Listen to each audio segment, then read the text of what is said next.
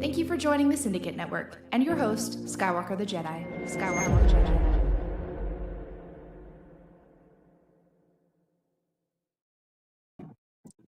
Man, oh man, oh man. What's going on, y'all? It is your boy, Skywalker the Jedi, back at y'all with another one. Unfortunately, I got booted out of StreamYard again, so I'm rebooting the computer. It's almost back up. Much love. Y'all could be anywhere else in the world, but you're here with me right now, rocking out, and I appreciate that. Thank you to everybody that will be catching this live and everybody that will be watching the replay as well. You dig? We appreciate each and every single one of you guys and are glad that y'all here rocking out. All right. I think I should be good to come back. All right. 1 second, y'all.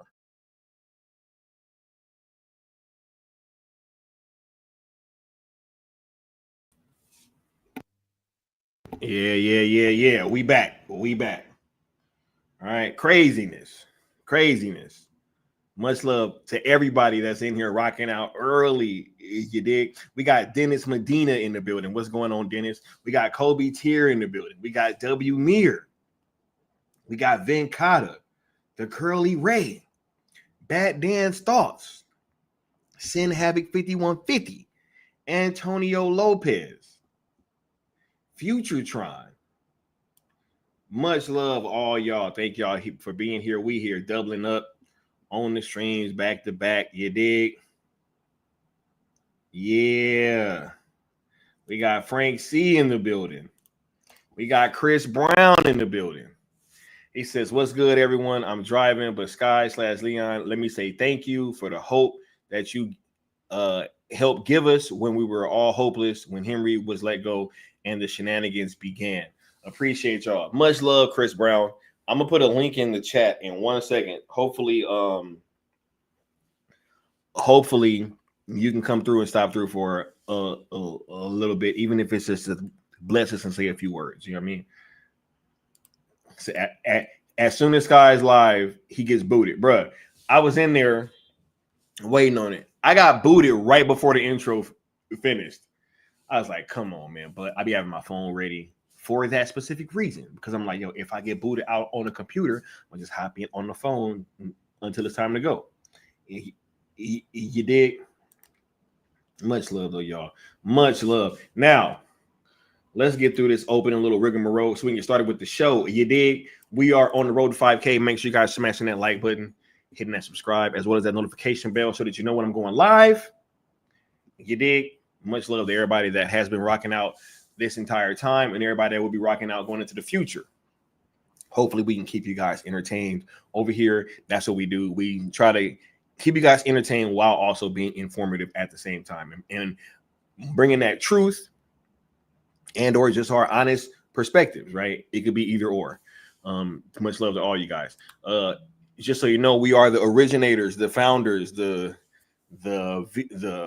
engine, right? Whatever you want to call it, the creators of the hashtag Sell ZSJL and Sell Snyderverse to Netflix movement, aka ZSSM, Zack Snyder Sell movement. We've been doing a lot of work these past 2 years, putting in a lot of work, trending events, going viral, just whatever we can do to kind of continue this conversation, right?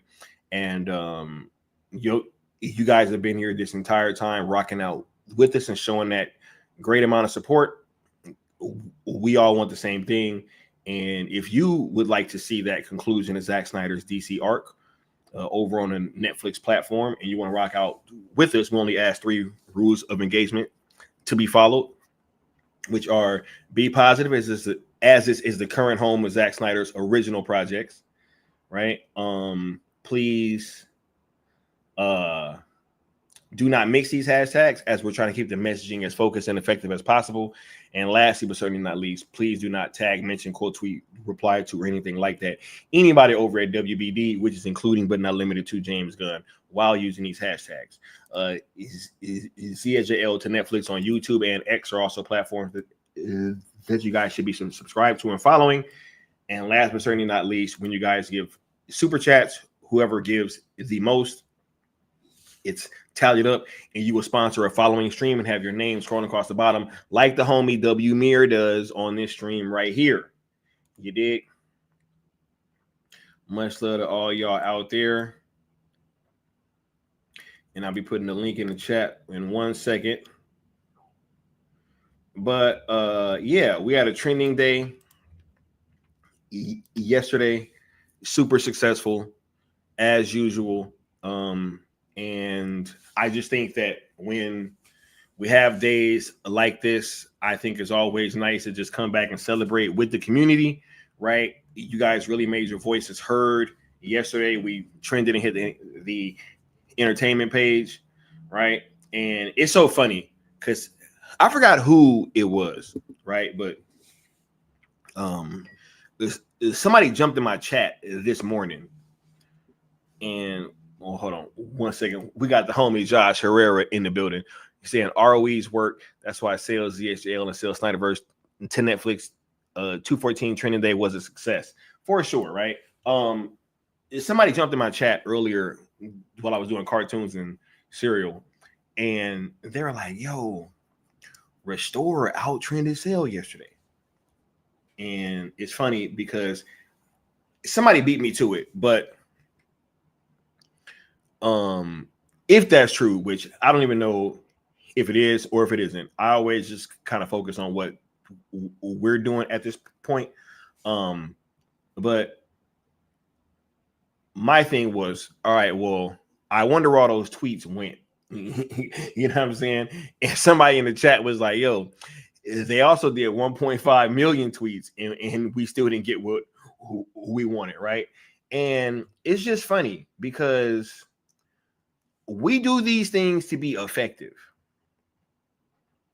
We don't go out here and do these things to have talking points about who was more successful, right? And on top of that, there are certain things that we do and continue to do that have not only kept this conversation going, but kept it going forward in any kind of positive manner, right? We've also been the reason why the entire community did not kind of jump off a cliff emotionally, right after Cavill was let go. We were the only ones that provided a positive path forward, and we continue to do what we do, not because of talking points or trying to one up anybody. We do what we do because it's effective. Effectiveness at the end of the day is what is more important than numbers, right? It's effectiveness. You know, how many articles are coming out, right? I don't know. He said, when we actually get ZHL 2 and 3 on Netflix, actual results, not tweet numbers, that is what is actually going to matter. Oh, yeah, 100%. Right? Oh, yeah. Right? Says, Restore can do what they want. I wish them nothing but the best, but me personally, it says what it is about for me. Yeah. He said, was Restore mentioned by Forbes? No. And then they started learning option number 3. Yeah. No, 100%. The good Austin says that was Sammy's contention always. She was always worried about the amount of numbers we had. Like, yo, we can have a trillion. It doesn't mean shit if we ain't saying or doing shit effectively. Not only that, but like, we could be doing stuff effectively, but what if they're just not listening? What if they don't give a shit?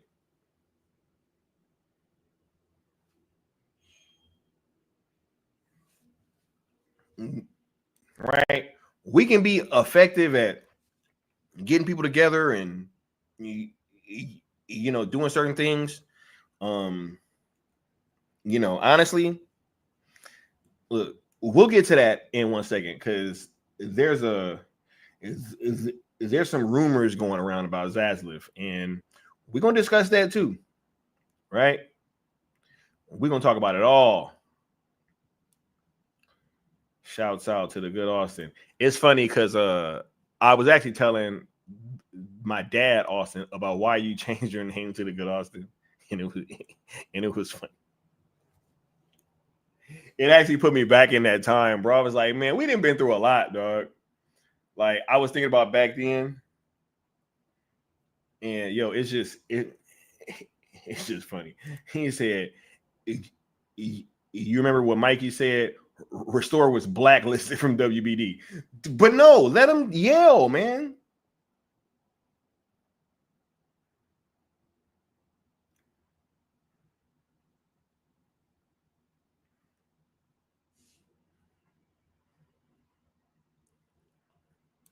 Said, but if sale is trending more, then the spaces need to be made about, is it about the trendy events or Snyder projects? Yo, I remember that, bro. When we was trending more, then it was like, hey, but is this about, Zach's projects, or are you guys just trying to do that? That's actually a great point, Curly Ray. Right? Hey, I remember that, bro. I remember that when we was out trending him, it was like, oh my God, but hey, is it about you guys or is it about Snyder's projects? Oh man, that is funny, man. But now look, I'm about to put this link in the chat. You guys can come on in because I just wanted to come in and kind of kick it for a little bit before we got started.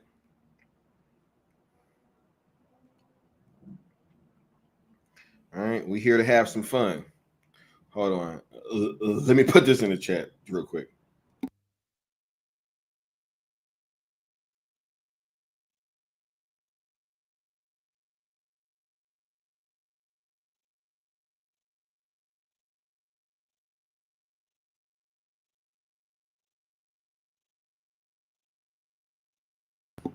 All right, you got the link pinned in the chat. You guys can come on in whenever y'all want. He said Fat Albert and the Funky Bunch have had some dumbass niggas. That is true, bro.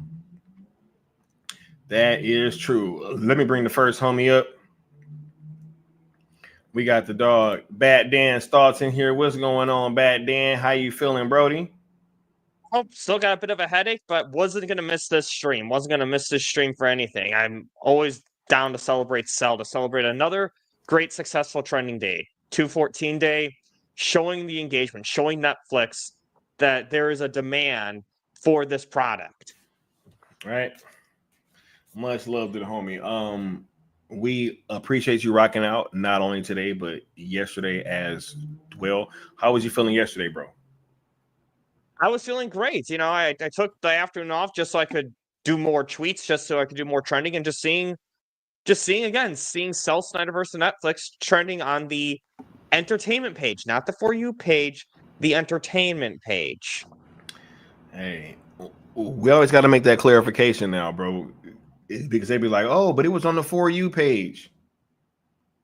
Right? I mean, I'm sure it was for me too, but it was also on the entertainment page. He said it was trending for me, but also entertainment. Sin Abbott said everything that Mikey and I were saying has been coming to fruition. So thank you, Mikey Sutton, the real Scooper Supreme. Scooper Supreme, you dig? Oh, we got the homie. It's a good Austin. Yeah, bro. Bro, that is absolutely right. That is absolutely right. Let me go ahead and bring the next guest up here, though. We got the homie Dennis Medina in the. Hi guys. What's going on, bro? How you feeling? Can you hear me? Yeah. Can you hear me? All right. I'm feeling great. Actually, especially now that personal note, I was talking to a friend of mine, and I convinced her to watch one of my favorite movies. And the movie, what happened? Talking to a friend one of these days, and she really likes TV shows. She doesn't watch many movies because she thinks they are too long. So I convinced her to watch The Hobbit by editing the movie into a TV format. The Hobbit's one of my favorite movies, so like the first one especially. But then I convinced her to do that, and I gonna throw this suggestion also to your friends that are to the you guys that are not being able to convince someone to watch this matter because of length, you know. So use that idea. Mm-hmm. He said treadmill Dennis has arrived, right? Homie on the Stairmaster. You know what I'm saying? Right. I needed to do that because of long covered. I haven't exercised in a while, and I promised my parents. And I have Man of Steel playing on the TV, so I want to bring the South. Hey, all good, right? We love that score from Hans Zimmer. Oh, that's course perfection. You know what I mean? But yo, I'm glad that y'all was here. I'm glad that everybody had a great time yesterday. We really saw some great turnout, man. This community is very, very special, yo. Very, very special. We have the ability to come together at a moment's notice and really be able to put in some work and do a lot of numbers, right? And really just show that we have a passion for this thing and that there's a sizable subscriber base there that's ready and willing to watch this stuff. That's all that we've been trying to say, right? Exactly. This entire time. And I'm gonna give an addition to what two things about what you said about that guy who commented about the store, right? About people who are saying, "Oh, restore outstanding." Well, first, all right. Uh, Regardless of who's spending more, both are saying people want Snyderverse, right? We are having more organization. I think we are the better option, but at the end, we are telling people that there is a sizable clientele, sizable audience that wants to see Snyder's vision completed.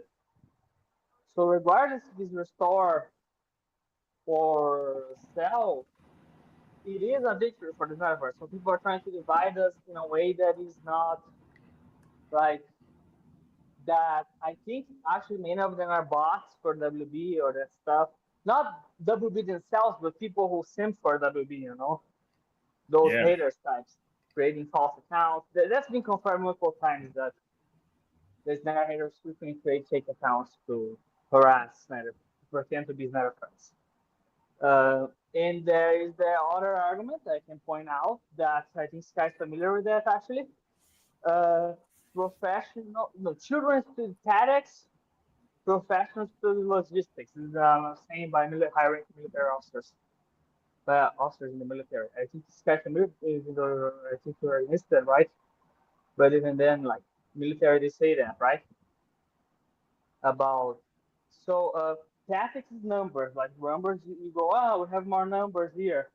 But at the end, like what's more important is organizing those numbers into something that matters. Right. Bad Dan, can you kind of speak on that too? Because you were the one that pointed that out in the chat earlier when you were speaking about the 1.5 million tweets, right? This community has really been able to come through and do some amazing things, but at the end of the day, not everything has really worked, right? When you say Bad Dan? Absolutely. I mean, here's the thing. Cavill announced he was back. This happened. He made a public announcement that he was back. Everyone was covering it. Warner Brothers was covering it, whether they want to remember it or not. DC was covering it, whether they want to remember it or not. This was something that happened. So it was done. There was no... And they went back on that. Not only the 1.5 million tweets, but think about how many people were excited that Henry Cavill was back as Superman. Like, there was lots of It broke the Twitter internet, bro. It broke the internet Exactly. pretty much, right? I mean, exactly. I remember Ant-Man 3 trailer came out. No one gave a shit because nobody it was about cared. Henry Cavill's Superman. General audience were noticing it. And that was way bigger. That was way bigger than that measly 1.5 Twitter trending posts day. Yeah. That was way bigger than that. And I say measly compared to that. And they still went back on it. Yeah. Whereas Scott Cooper, current head of Netflix at the time, said that they would want to do it. Right. Mm-hmm. Hey, yep. And that came afterwards, right? But I do want to bring another guest up here. We got a special guest coming through. We got the homie first time on the platform. You dig? So y'all be sure to give him a warm welcome. We got the homie W Mir in the building. What's going on, W Mir? How you feeling, bro? Hey, I feel great. It's good to be here. It's my first time. Hi, everyone. Hey, we appreciate you being on the platform, bro. Much love. Cool. Yeah, everyone, I go by 90s Man on Twitter. Yeah. Oh, right. Yeah, I remember that big reveal. Bro, when I found that out, it tripped me out, bro. I was like, wait a minute. This is W Mir, bro? Right? Yeah. Yeah. Much love, W Mir. But how are you feeling, bro? In terms of from everything that you saw yesterday and just from the community as a whole? Well, the trending event was great. Everyone stood their ground, but what sent me over the top was that Joe Rogan footage. That was just like confirmation that the general audience is on our side, really. Absolutely. And I may play that clip a little bit later because that was definitely a big thing to talk about. We got another guest coming through. I'm actually getting a little scared now, y'all, right? Because we are not alone. You dig? We got the homie General Zod in the building, aka Curly Ray. What's going on, bro? How you feeling? Hey, Curly. What up? Is Curly watching? Is Curly Ray on mute? Yeah, I was on mute. My bad. Okay, yeah. What's going on, bro? How you feeling?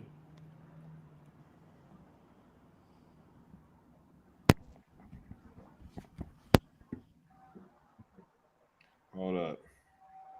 I'm over here. I'm trying to add that Rogan footage. Right. Yes. What's going on, bro? And my bad. Hey, Nessa Noel, how are you feeling today? What's going on, Curly Ray? How you doing, bro? Got some technical difficulties, but other than that, I'm feeling wonderful. Let me take care of this real quick. All good, Brody.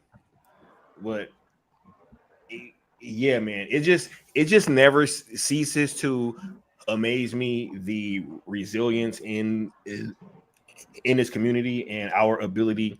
It has kind of come together at a moment's notice and really do something special.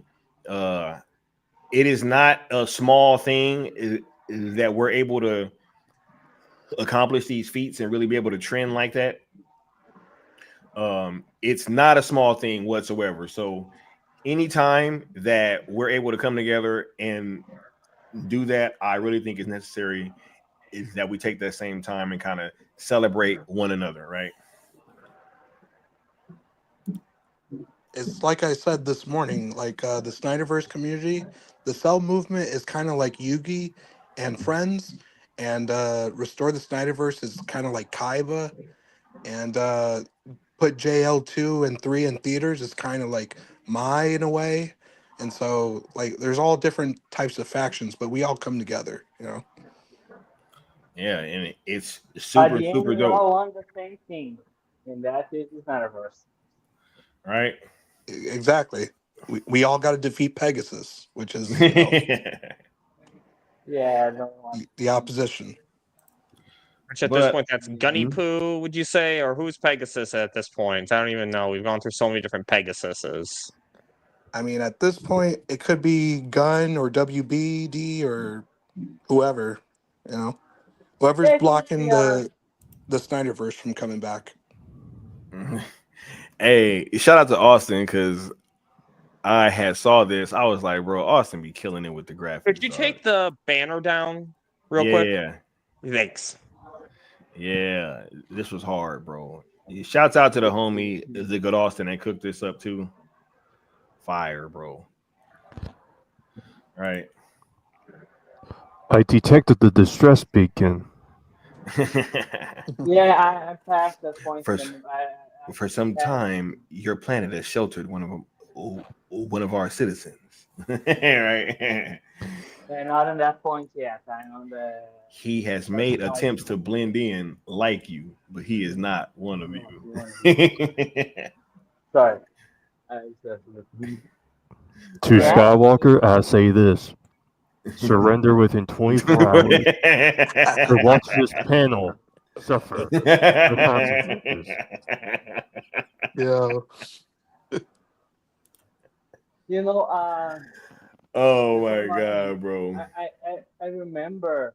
I still remember seeing like man. I have many like good memories when I was a child, right?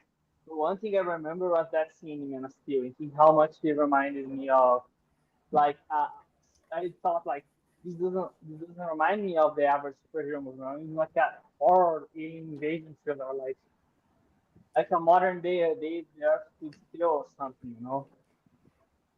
Like one of those first contact movies, a modern take on that idea, you know. Yeah, It's man. kind Look, of serious. But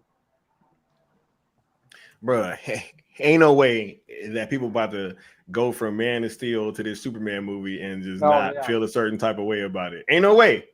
Ain't no way. You know, you really showed that the only trailer they had was remotely successful, which is that one day. We still think he was bots, but they probably used bots to amp up the numbers. But the only one that had a positive reception was the one they literally took from Gun and re-edited in a way to make it look like Man of Steel.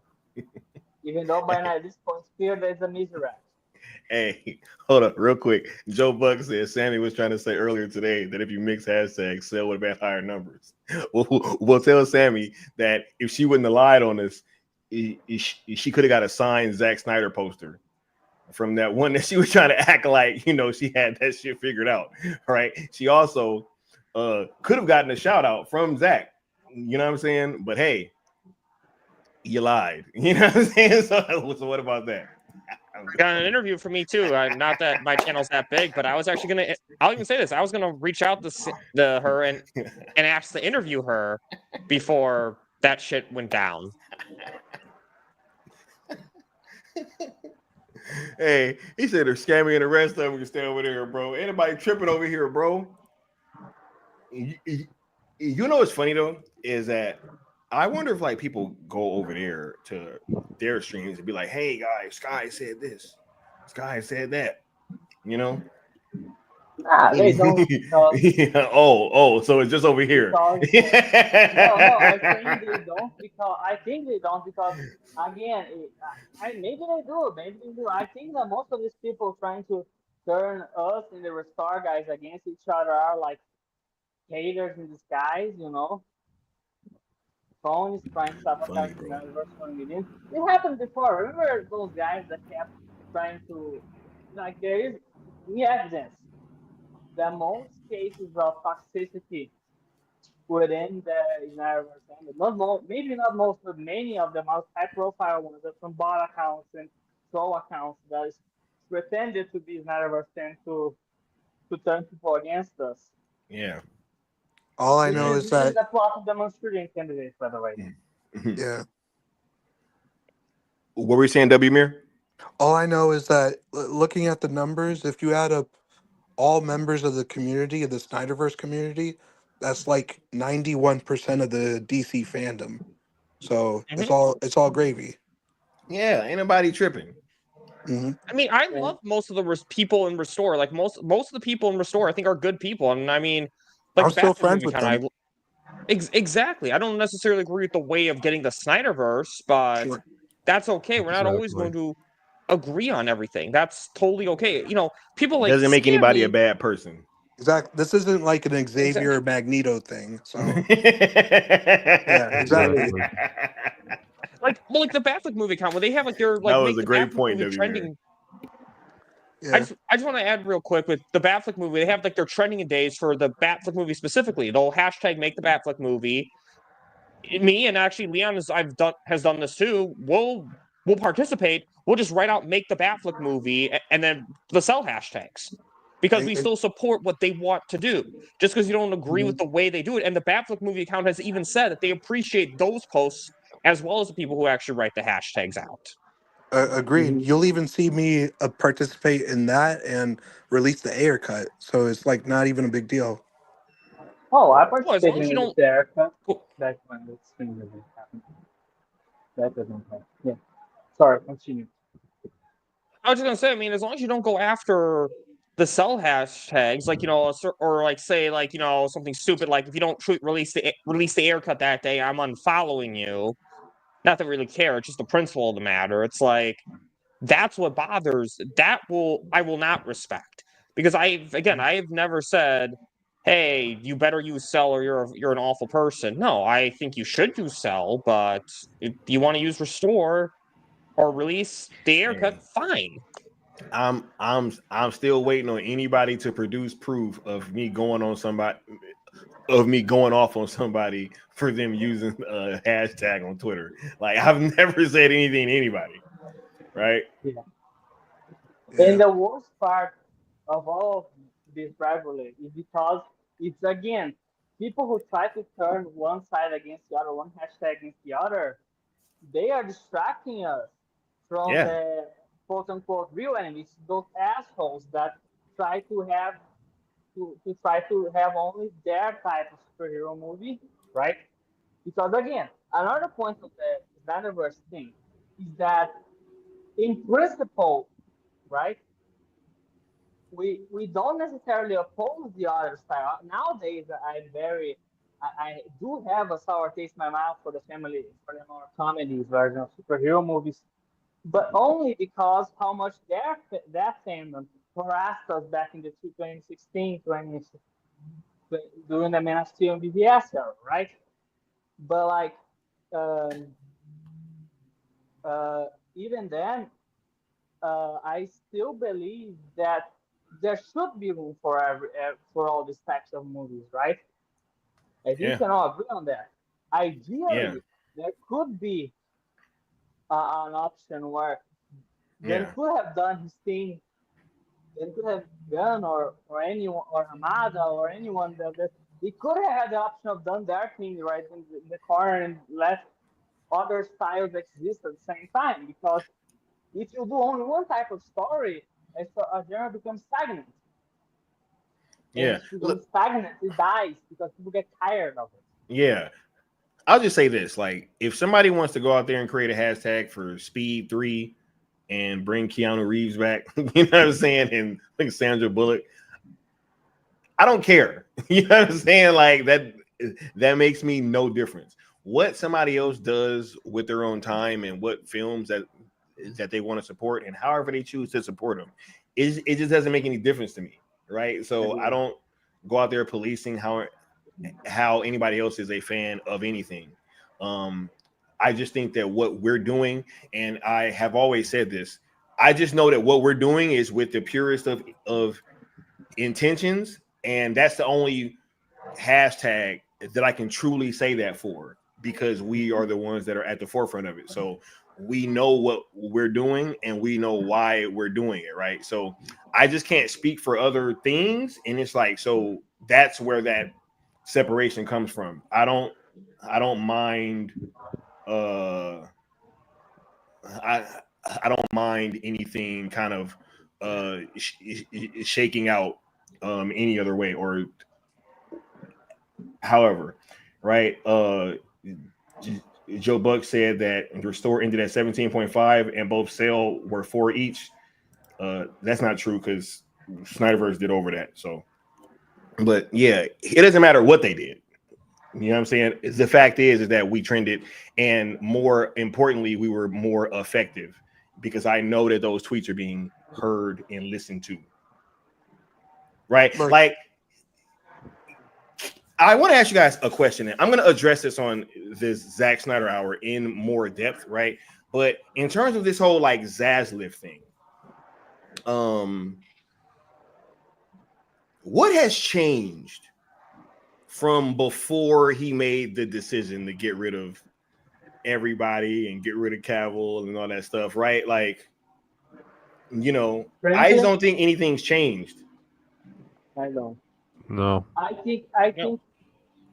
Let's not be honest here. Zaslav, he bought WB so he could sell it later, right? I think this is a pretty open secret by this point. But here's the catch: he doesn't know how to do this job. You know, he's a reality show guy. You know, he was doing that angle. So there is no like true motive or like in the sense that he probably was convinced by some other narcissistic asshole in the probably forgot his name now. The guy the guy's co-CEO or something. Oh, Peter Safran. But Safran, no, yeah. I think it was even over Peter Safran's head.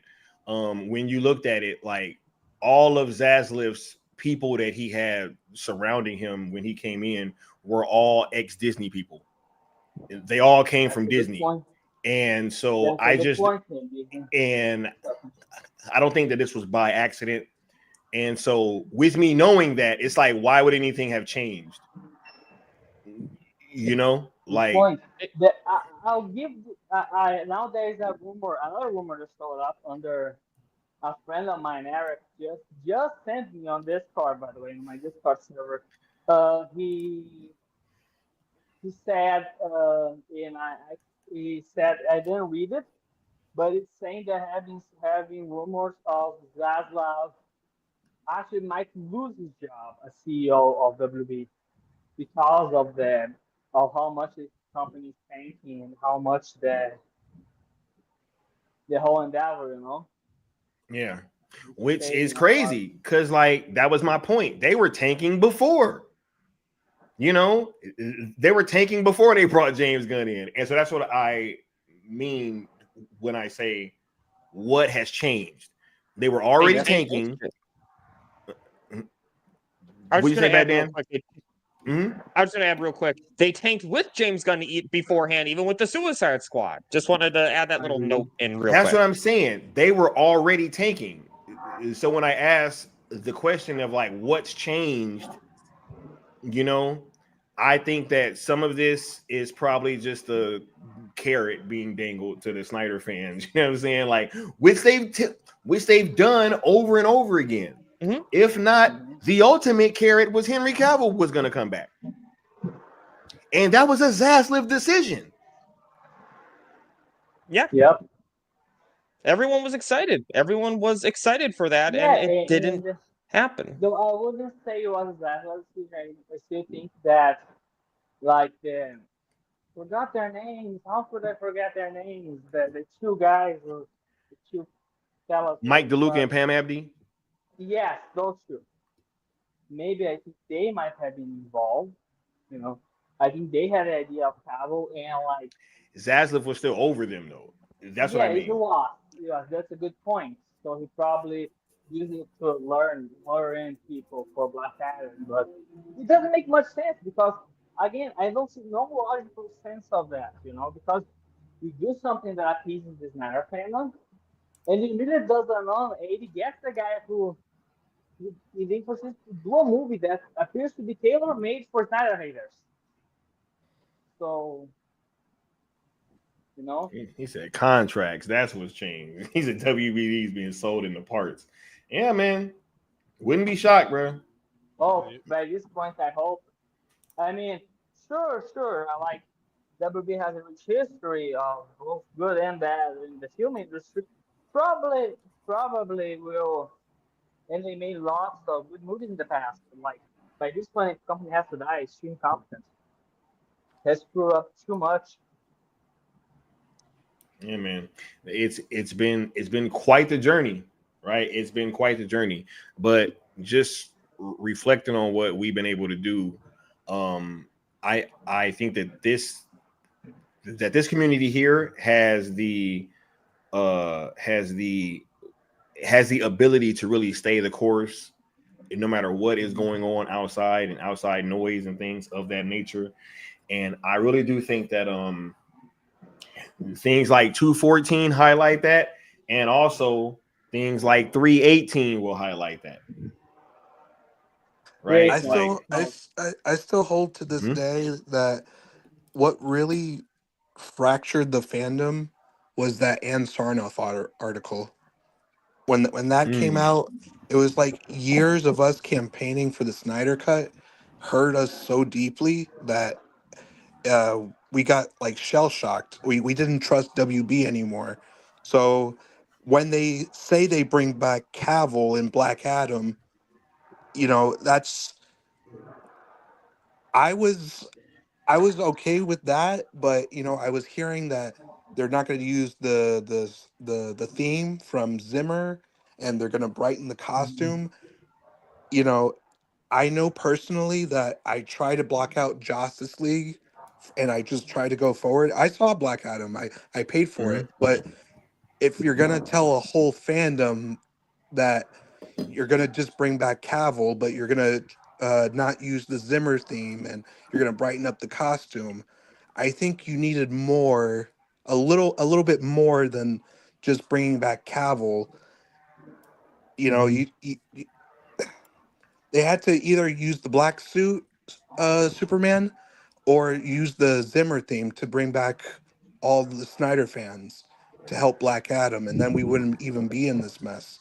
I still hold that to this day, but that's just a tangent. I think no, that is a great point. I do think that the Black Adam situation could have been handled better, but honestly, I think that what the issue was that one, they kind of knew that if they were going to use some of those things, that more people probably would have turned out. But I also think that with them not having some of those things in there, they kind of figured that it would do something just to that effect, like split the fan base and have people kind of confused on whether or not he was going to really be back or not, right? So I think that when they do things like that, it's very shrewd, right? Yeah. But at the end of the day, I was just trying to stress to people. My question was, I'm like, yo, if this movie with Zack's Superman in it doesn't do well, to the execs. They don't give a shit about no black suit, no theme. They're just gonna say, okay, look, well, we gave you guys this back, and then hey, look, y'all didn't even support it, right? But yeah, it's just this And business shit with this Hollywood shit, and they were just really playing with that It's movie. not even. It's not that's even easy about to the, explain to the one person, Oh, but like, absolutely. but to like a A whole whole fandom, yeah. you're gonna get some It's hard to get that disagreements. message out there. Yeah, Yeah. right. We can see We it as got a theme. yeah, we got Leon in the building. I didn't even realize. I was like, who the hell popped up in here? What's going on, bro? How you feeling? Yo, y'all hear me? Yes, sir. Yes. I didn't even realize I popped up. I Yeah, literally because didn't even realize that. you know how StreamYard go, bro. It just like puts you right in. But I already know what's up. Yeah, that's crazy. What the hell? When you said that, I was like, oh shit. I didn't. But anyway, my fault. How y'all doing? I got a new phone, so that's probably what happened. I was like acting weird, but I've been listening to him, man. Y'all been cooking. Yeah, great, man. 214. And I'm just here, man. Celebrate. How y'all feeling? Appreciate you, bro. Here, chilling. I'm sure that some of the panel is happy to see you here, bro. We got General Zod in here. W Mir below you, bro. Dennis Medina. Yeah, You know what I mean? that what was it? 90s, the 90s guy. We got Bat Dan, General Zod. Dennis, man. It's a good panel. Good panel. You might want to dip out and come back in, bro. You was doing the robot for a quick second. All right, for sure. Yeah. But For yeah. a second I thought it was my mic being affected. He says Gunn was behind that hit piece article that came out lying on The Rock. The THR article, there was a civil war going on between Gunn and $7. Yeah. Oh, yeah. There was definitely a whole lot of like anti-Rock stuff, which I found to be really weird. I was like, yo, if anything, he was trying to do something, right? Like, Agreed. in terms of bringing the Snyderverse back, something, Yeah. He was making an effort. And actually, remember when in December when Gunn was, people were unsure about Gunn still. This was before Cavill was fired, and then The Rock did a post. The Rock did a whole video stream reminding everyone, "Hey, the Superman of our generation is back." Because it was like, I think when the power struggle was still kind of going on, I don't know exactly how that was all working out. I think like DeLuca and Abby still had some power, but like The Rock was still trying to calm things down. The Rock made an effort for the fandom at the end of the day. Did I agree with every choice that was made? No. There was no reason to not use the Hans Zimmer theme. That was the only thing I disagreed with. But everything else... But that's spilt milk at the end of the day.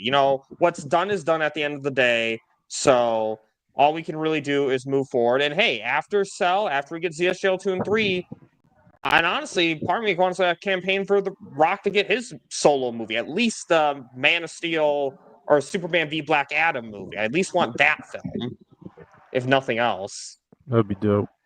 Zachary Levi would love to be in that movie. Which would have been dope, bro. Exactly. Nope. Reboot Shazam. No. Reboot Shazam. Definitely. Hey, Shazam had his chance. You see, Shazam. Sorry, but Shazam is supposed to have the wisdom of Solomon, right? He's Shazam. He doesn't. Like a 5-year-old. All over the movie. Right. Frank C says, I remember Mikey said that notice The Rock never acknowledged Gunn. Gunn got things sabotaged. Yo, here's the thing. He never did acknowledge Gunn. Right? And Gunn never acknowledged, which was so strange to me because I actually brought that up because he was the incoming studio head. They had a movie in theaters and he never talked about it. His wife was even in it too. Right? Nessa says, do y'all think The Rock being on Henry's side was a problem for Gunn? Oh, absolutely. Yeah. Absolutely. Henry, look, at the end of the day, The Rock was trying to bring the Snyderverse actors back. I know that some people may have had a problem, but at the end of the day, if Zach's actors weren't going to be there, Zach was probably never going to come back. They weren't going to bring Zach back if the actors weren't going to be there. Black Adam would have done lower if they didn't bring back Henry. Actually, that's an absolute fact. Because I probably wouldn't go. I probably wouldn't want to go see it. Honestly, I would skip it as well. Yeah. Honestly, right? But Rock was trying, right? Yeah. Cinever says at one point Gunn was trying to push Dwayne Johnson out of $7. Absolutely true. Right? That's his own studio. He can't push him out. Yeah. Yeah, you're gonna have to explain that one Yeah. soon. Nah. Cause look, you can do things that'll push them out, right? You can do things like how they were attacking certain people and trying to downplay his ex-wife. I'm blanking on her name right now. Andy Garcia. Yeah, right. And really trying to push this narrative that she didn't know what she was doing, and then Hiram Garcia. So yeah, I would not be shocked if that's what was really going down. Right. But we got the homie. What? Because they're going to say nepotism is a giant hypocrisy there. I couldn't hear you. What did you say, Dennis? No, that if you're going to say that the haters are going to say, oh, The Rock hiring Garcia was nepotism, there's a giant hypocrisy on that argument. Oh yeah, huge hypocrisy. What's going on, though, Leon? What was you trying to say before you got cut off? Oh no, I was just saying how excited I am that we did it again for 214 Day, man. It was really cool seeing everybody come out, trend, and to just touch on kind of what you guys talked about in terms of trending days being important, but not being the end all be all. People trip about numbers. Executives know what we want. We've trended enough to let the executives know what we want. So at this point, everything is just kind of a cherry on top, and don't get caught up in the weirdos of the world that I'm not going to name anymore, the so-called queens who get caught up in semantics. We have executives literally saying the movement for what it is and agreeing with us. So it is, who cares what they think, Hey, I'll say this, bro. We're gonna be having that conversation on 318. You know what I'm saying, about like numbers and who had more impact. We'll have that conversation then if y'all want to really do that. Because I know that's what he was doing. Like I just thought that we was trying to continue pushing for what we wanted. I didn't know that this was gonna be a competition every time, bro. I really wasn't even thinking like that. It's so weird, right? Like every time we do something, all of a sudden it's we have to start looking at what the reasons why we're doing these things, guys. You guys need to do this because the trending. And I'm like, who cares? Shut up. Do whatever it is you want to do. We'll do whatever it is we want to do because we actually have executives saying and just having discussions about what we're doing. So it is what it is.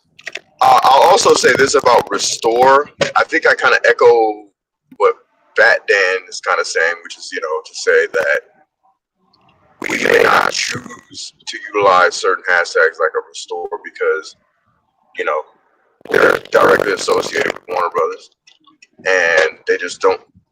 They don't have a.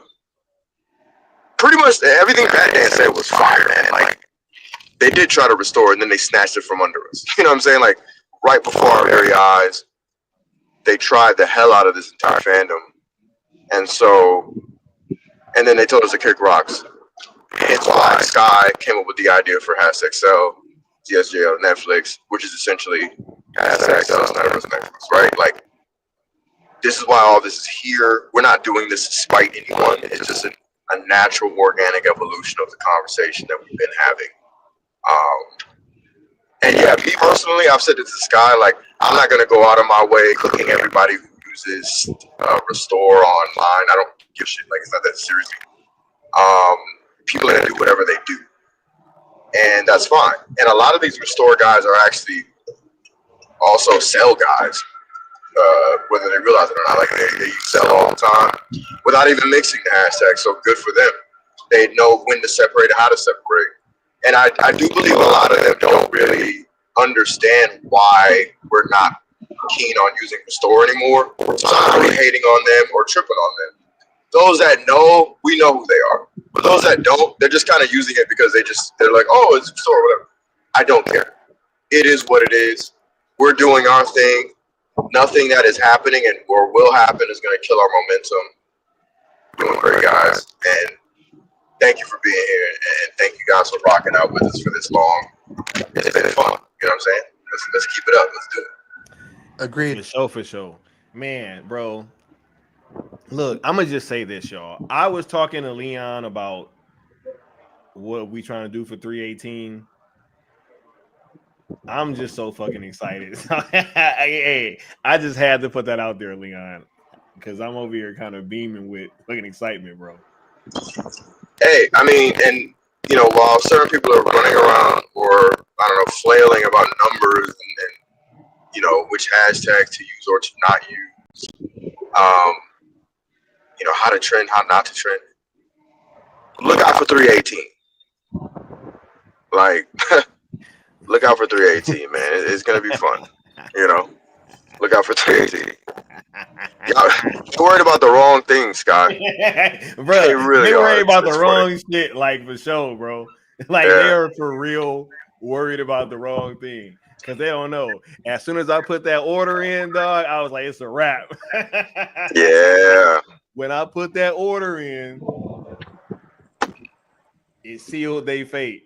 I was like, yo, We'll be right. dominating twice that month because 318, obviously. And when is CinemaCon? April 1st? That's when they dropped that new Lunacy trailer. We'll outtrend them too. Oh my god, bro. April Fool's Day. That's the perfect day to drop the new Superman trailer. Oh, the memes are already made up. Nessa wants a hint for 318. I'll say this. What came once before will return, but in new, fresher, more innovative, and in a more impactful way. Does that sum it up, Leo? Yeah, that's a good way to put it. I like that. There you go. There you go. For sure. There you go. Something that was once before will be returning. You know, but anyway, man, nah, bro. This is super dope, dog. Like, I'm just so happy, man. Like, whenever we are able to kind of have these moments where we can voice our opinions and show that, hey, we're still here, we're still making noise, we're still able to be effective. It's just, yo, this is the way, bro. This is the way, right? The old ways, yo, definitely the old ways, bro. Definitely the old ways for sure. We will use the old ways, right? No, absolutely. Ready the Armada. He said Leon gonna steal the Allspark. He said you sound like a Decepticon, bro. He said that's what's up. I want everyone. Oh my god. Transform and roll out. On 318 day. Said this is the way. Look, he said, Scott, oh my god. And we was just talking about this too. He was like, Film Junkie said, oh no, Film Junkie was talking about our movement again on his show. He said his DMs is open and that any of us can come on this show and prove he's a plant. Bruh, hey, I don't know if he's ready for that question that I gotta ask him, bro. I don't know if he's ready. You know what I'm saying? Honestly, if he just leaves us alone, we'll leave him alone. That's really all it has to be. Just don't talk about us. We won't talk about him. Bruh, I don't want to talk about it, bro. But they bringing it up in the chat, so now I got to. But it's just funny because we just had a conversation about that recently. And I was like, bruh, I have a question that I think that he wouldn't be able to answer. You know what I'm saying? And if he does answer it, I don't know. Maybe he wouldn't want to. Right? Yeah, see, my thing with the whole thing is, man, like, and we have had a little quick chat about that recently, but like, you know, because that's already been brought to our attention before. But man, here's the thing too, man. Fuck a DM. Right. Why don't you just see us in person? Let's have a conversation. I mean, you always see us at these events. I mean, we can jump on a stream or a space or whatever, right? But why don't you have this type of energy live in the flesh? I'm just very confused. That's my question, right? I'm just gonna let the cat out of the bag. Why don't you have that type of energy live in the flesh? Because he's safe behind a computer screen. He has the anonymity of being behind a computer screen. Yeah. Being in person's a different. It's a different type of energy. It really is. It really is. On that all-star shit, like, I will snatch your all-spark. Just on some nerdy shit, right? Motherfucker. Come on, bro. This shit funny to me, bro. Doesn't that remind you of somebody, Sky? Look, I just want to walk up and put my hand on his shoulder and say, "Do you feel in charge?" Like, you know what I'm saying? Like, bro, do you feel in charge, bro? I was gonna say that- panic from this morning. Oh, panic from this morning. He said, "Homie is panic from Yu-Gi-Oh." Oh my god, bro, that's crazy. Fear the darkness. Oh my god. Right? Look, he said, Film Junkie said that we're in a bubble. Nessa said, I don't get why does it matter to him what we believe in? Right? And that's the thing, because like Austin and him were going back and forth, and Austin was whooping his ass on Twitter. I thought it was hilarious. And so I'm just like, that's probably what sparked all this, bro. Him, oh my, y'all can come on the panel. But here's the thing, right? And I'll give him a leg up right now, right? Because any sort of debate, I would cook the shit out of him. That's no question. Anything beyond that is like, you know, you're just asking for a lot, bro.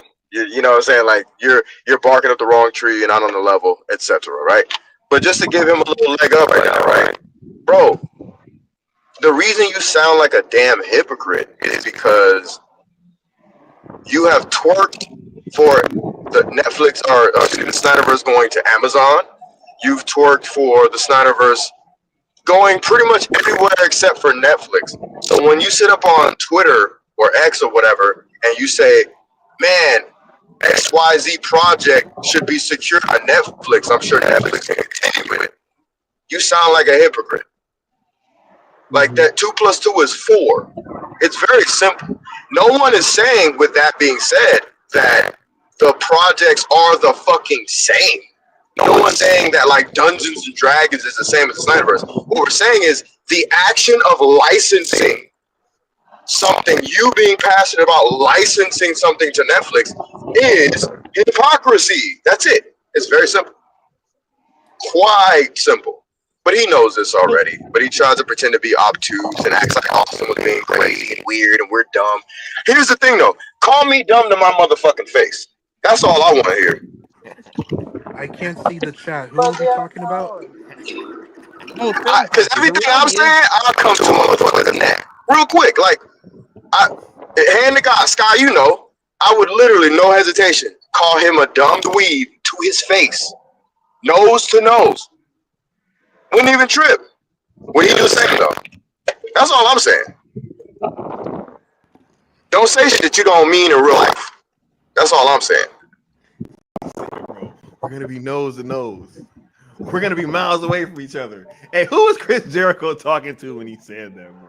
I can't even remember. Oh my god, that's so long ago. Anyway, this is crazy, man. He said, Film Junkie, he doesn't want anybody with access to Zach but himself, which is crazy. Do you remember when he said that statement? How no, he literally said, like, hey, I remember back in the day when things were different, you know, when Zach just wasn't surrounded by all these people. You know what I'm saying? I'm like, bro, what? Like, are you saying, Bro, he said that like, I'm mad Zach is successful, and I'm mad that the people who provide, because we the fans provide Zack Snyder a comfortable living. We show up to his project. We pour money and our time, passion into things that he does. It doesn't mean that we're entitled. I'm not saying that. But what it means is, of course, Zach is going to be embracing the very fan base that keeps his fucking lights on. So for him to sit there and say, "Oh, I can't believe it. I can't believe he's a baller now, and I can't believe he's embracing motherfuckers that made him one," is quite stupid. Crazy. What an idiot. He's the Bandit Keith of the fandom. Instead of celebrating the success of the director you like, you go and complain about it because you don't really like. He wants Zach to be an elitist, to treat us and everyone else like we're peasants. That's what it is. And Zach's not that type of guy, man. That was a crazy statement for you to lament that Zack Snyder is successful and famous. Like, that was crazy, right? To say I miss it when it was kind of like just us there and it was a smaller thing, you know, like, and all these fans weren't around. That's crazy, bro. Yeah, I'm sure Zach is upset that he has more fans now. I mean, that's how being successful works. When you get more successful, you get more fans. You don't. I mean, also, if it's a too niche of a thing, he's not going to get more projects, guys. Like Film Junkie. It's like, if Zach is this small thing, he's not going to get all these projects that he's getting right now. Oh, but you don't actually care about them because your computer crashed when Rebel Moon came out, right? Your YouTube channel. I'll be right back. Oh, that's what it was, right? The YouTube channel, not the computer. Yeah, his channel got taken down, right? Film Junkie doesn't play with a full deck. Yeah, oh no, it's crazy, man. It's crazy. Like it is really insane. I'm like, yo, man, when the Rebel Moon red carpet was happening, we was there covering it. Wasn't no coverage from these other platforms, right? Even he was there. He was there too. I had footage from there. I was hyping it up. I was interviewing people. You guys saw that, right? Y'all saw me talking to I was talking to DJ. I was interviewing Raphael, who I think I was on that stream even. Was in the director's cuts, right? Y'all saw me there. I had a suit on. I was suited and booted, right? They're asking people questions, having a good time. He was there too. Did you guys see any footage on his platform? Nope. About going to the red carpet? I don't watch the platform, but no, but I checked. There was none. There was no videos that went up, bro. There was no hey live from the red carpet. Wasn't no red carpet anything, right?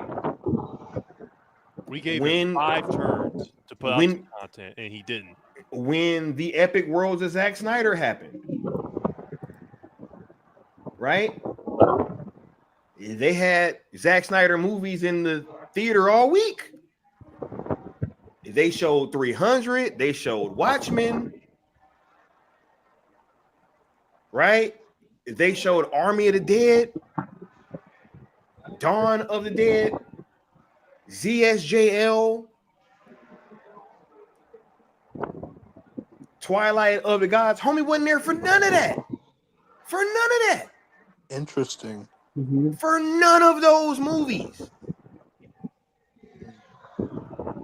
Come on now. Was we there? Absolutely. Were we putting out content? Were we covering it? Absolutely. He said he disappeared to Toon World. Homie getting his channel taken down. Yeah, his channel was taken down. Sure. That's very convenient. Yeah, the Queen of England.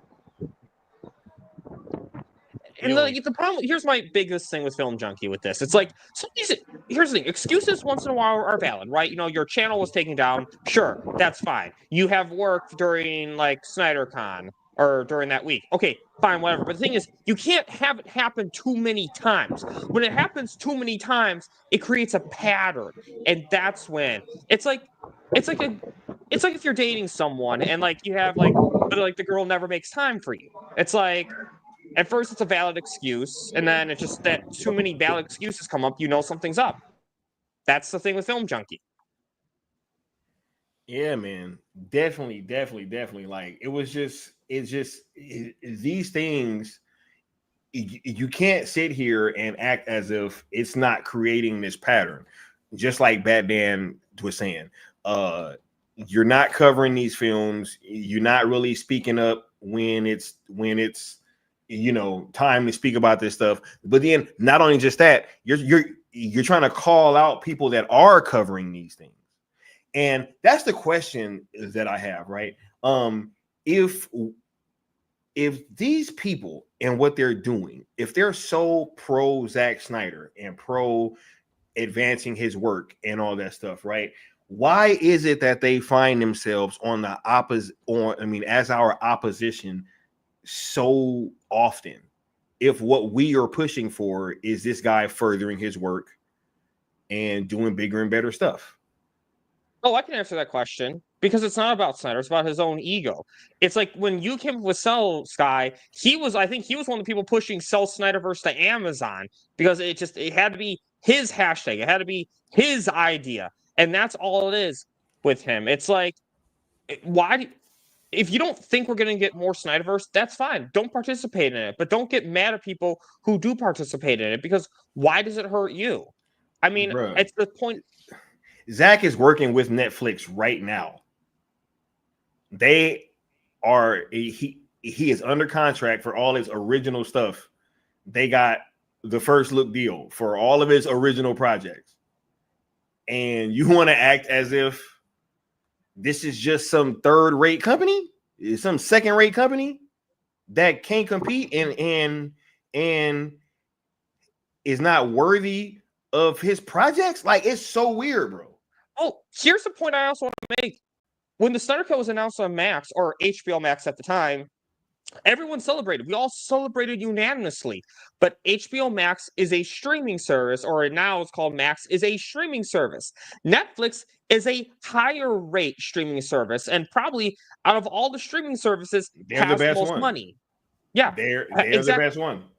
Because Netflix is the only one of those where the streaming service is their main business model. Like Amazon, yes, Amazon as a company has more money than Netflix, but not Amazon Prime. Amazon, the shipping company, where you can buy products on Amazon, sure, but their streaming service is a small part of their business, and you can bet Amazon does not allocate more money than Netflix does than Netflix has. So no, bro, it's not even close. And so to sit here and to claim to be a fan of this guy, and then yet you poo-poo the company that he's working with and partnering with to the biggest level, just seems kind of odd to me.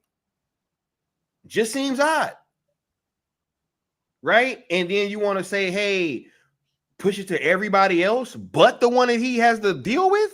That's crazy, bro. As long as you didn't suggest it, Sky, it's a good idea for him. So any streaming service you didn't suggest, that's where he wants it. He would rather have Disney license that out, or Tubi. I mean, it's like, yeah, we'll take any service we can get, absolutely. But let's be honest, we want the best quality projects, the best quality production for these projects. Yeah, man. Most definitely. And we will not stop until this thing goes somewhere, and it don't even matter where it goes to. We just move that conversation from WBD over to Netflix because No, I agree. Yeah, I just want to get this hook and talk about something else rather than just circling around the haters, and that is that it's that quote unquote Jack hasn't had a theatrical release since 2016. First and foremost, with all respect to theaters, you cannot just go around saying because like John had theatrical release and almost all of them failed. The ones who have Disney's name attached to it, and so there's that. There's the fact that theaters are not as profitable as they once were, right? So again, there's many great movies that come out on streaming. It's just prejudice for saying that if it comes out, it needs to come out in theaters to be good nowadays. They streaming, you know. And yeah, that's basically it. That's what I want to say because I got in an argument with a guy once some time ago, long time ago, and he talked about that. Like, oh, you guys never had theatrical release in 2016. It don't matter. Like, I was like, I didn't even answer this guy after that, you know, because I realized how dumb he was. But still, Yeah, your mic was kind of going in and out, but I got most of what you were saying. Yeah, I think that the landscape of theaters right now, it is the way that it is because I think it's like a few factors, man. I think that, you know, one, these studios trying to compete with Netflix and trying to create their own streaming services and make all this streaming content. I think that's a huge reason why we have ended up in this space. They were kind of chasing that white rabbit and they should have never tried that. If they would have stayed the course and just continued to give these films, these big budget films, because the theatrical experience, I mean, look, I just went to go see Captain America on Thursday night and say what you want, but going to the movie theater is still a dope ass experience. And people will go if there is something that you put in theaters that is worthy of their dollar. But Wolverine, right? But when you continually make these movies and then you give them these shorter runs and then you're putting them on streaming services, what do you think people are gonna do? Right? We've been trained to just think that, hey, it's gonna end up on streaming services. But if they stopped doing that, I think we wouldn't be in this situation right now. Right? Absolutely. The MCU, for example, people feel like they have to see the movies because they need it, because they need to see it for the next movie to make sense. But now, because people have this mentality, oh, I'll just wait for it to be on Disney Plus to see it. But so that, I mean, that's going to kill a lot of these movies. It's like because they have an easy opportunity to see it. Like I live in Chicago. Okay, I live in Chicago. It's cold right now. It's snowing right now. Driving back last night from the haunted house I went to, Valentine's Day themed haunted house, was scary. And my point of me saying this is that if there's a movie I kind of want to see, but I'm not desperate to see it opening night, and it's snowing and like crazy outside, what do you think I'm going to do? See something on streaming or drive to the movie theater if I have the option? Right. And not to mention that the prices, they just went up in the movie theaters too. So families have to think twice about what they're seeing. Yeah. And it's been so much stuff that, you know, and look, we can't downplay the fact that they've been putting a lot of bullshit out too. They've been putting a lot of stuff into these movies that people don't necessarily want. They've had they've had franchise after franchise get hijacked by agendas, and people are just turned off by it. But the films that kind of don't give into that, they tend to do well. Look at Top Gun. Right? We got the homie Dennis Medina dipping out. You got any final words before you go, homie? Nah, just saying bye. It was a pleasure to be here. Let's keep fighting. Let's just 1 minute. Don't give in, don't give up, but give thanks to the glorious fight. Bye. For sure. Much love. But yeah, I think that people will pay if they think that the movie is gonna be dope, yo. Like, I think that when Avengers comes out, people are gonna go see it. I think when Fantastic Four comes out, people are gonna go see it. I think that when Jurassic World comes out, people are gonna go see it. I think people will go see things that look dope to them. But when you hijack franchises and you're pushing all of these agendas, I think that people catch on. And that's when you get these situations where people are staying home and not going to the movies. Exactly. Like And Superman. People are. Mhm. Sorry, I'm Curly, where sorry. you go? Okay, I'll go. So I think Leon, I think I heard him touch on this. I think it was a couple of months ago. How, like, out of all the companies that Zack Snyder, you know, out of all the companies that could have chose Zack Snyder after he left Warner Brothers, out of all the companies, Netflix chose him. Yeah, exactly. It's an absolute fact, bro. Yeah. And it's kind of like what Batman was touching on, is that with Netflix, basically being right there in the palm of your hand, you're able to watch the newest film on there. You have to pay a lot of gas money or food just to see one movie in the big screen. You got everything you need right there at your house. Like you said, even made this point actually on Night Shift a few times with Netflix. It's like why Zach is so successful on Netflix is that people don't worry about like critics as much with Netflix because you can just turn it on your computer. You don't have to. If you read a bad review of a movie, you're gonna. Do I want to spend money on this? Nah. If you read a bad review on a movie and you can just watch it at home for free, I mean, by free, I mean you're already paying for the service whether you watch that movie or not. You're gonna see it. You're gonna like if you want to. If it sounds interesting, you're gonna see it and decide for yourself. That's the big thing. That's why Netflix is nothing to sneeze at. Plus, Mikey Sun brought this point up, and I know I bring this point up a lot. I'm sorry, but ideally, I know we're not like demanding the actors back, but ideally, we would want all the actors back if it was our choice. Mm-hmm. And in theaters, Zack Snyder would more likely have to recast Ezra Miller as the Flash due to business PR. But on Netflix, Mikey Sun even said, because it's on streaming service, it's not as big of a deal for Zack to use someone like Ezra Miller, which is why Mikey said, if you don't like Ezra Miller, tough. But In Yeah. that respect, Netflix is like a Jinzo.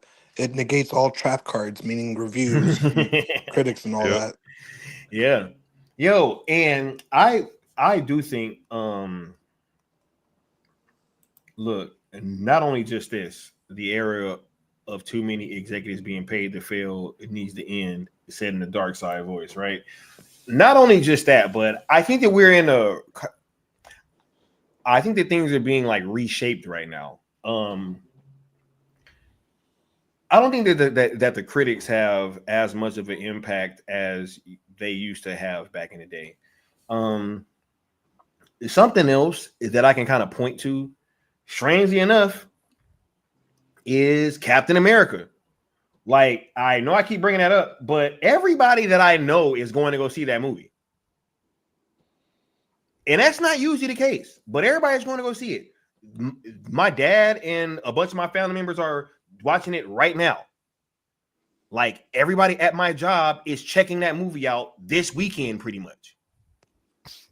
Right? And I was looking earlier, and I'm pretty sure that it dropped now.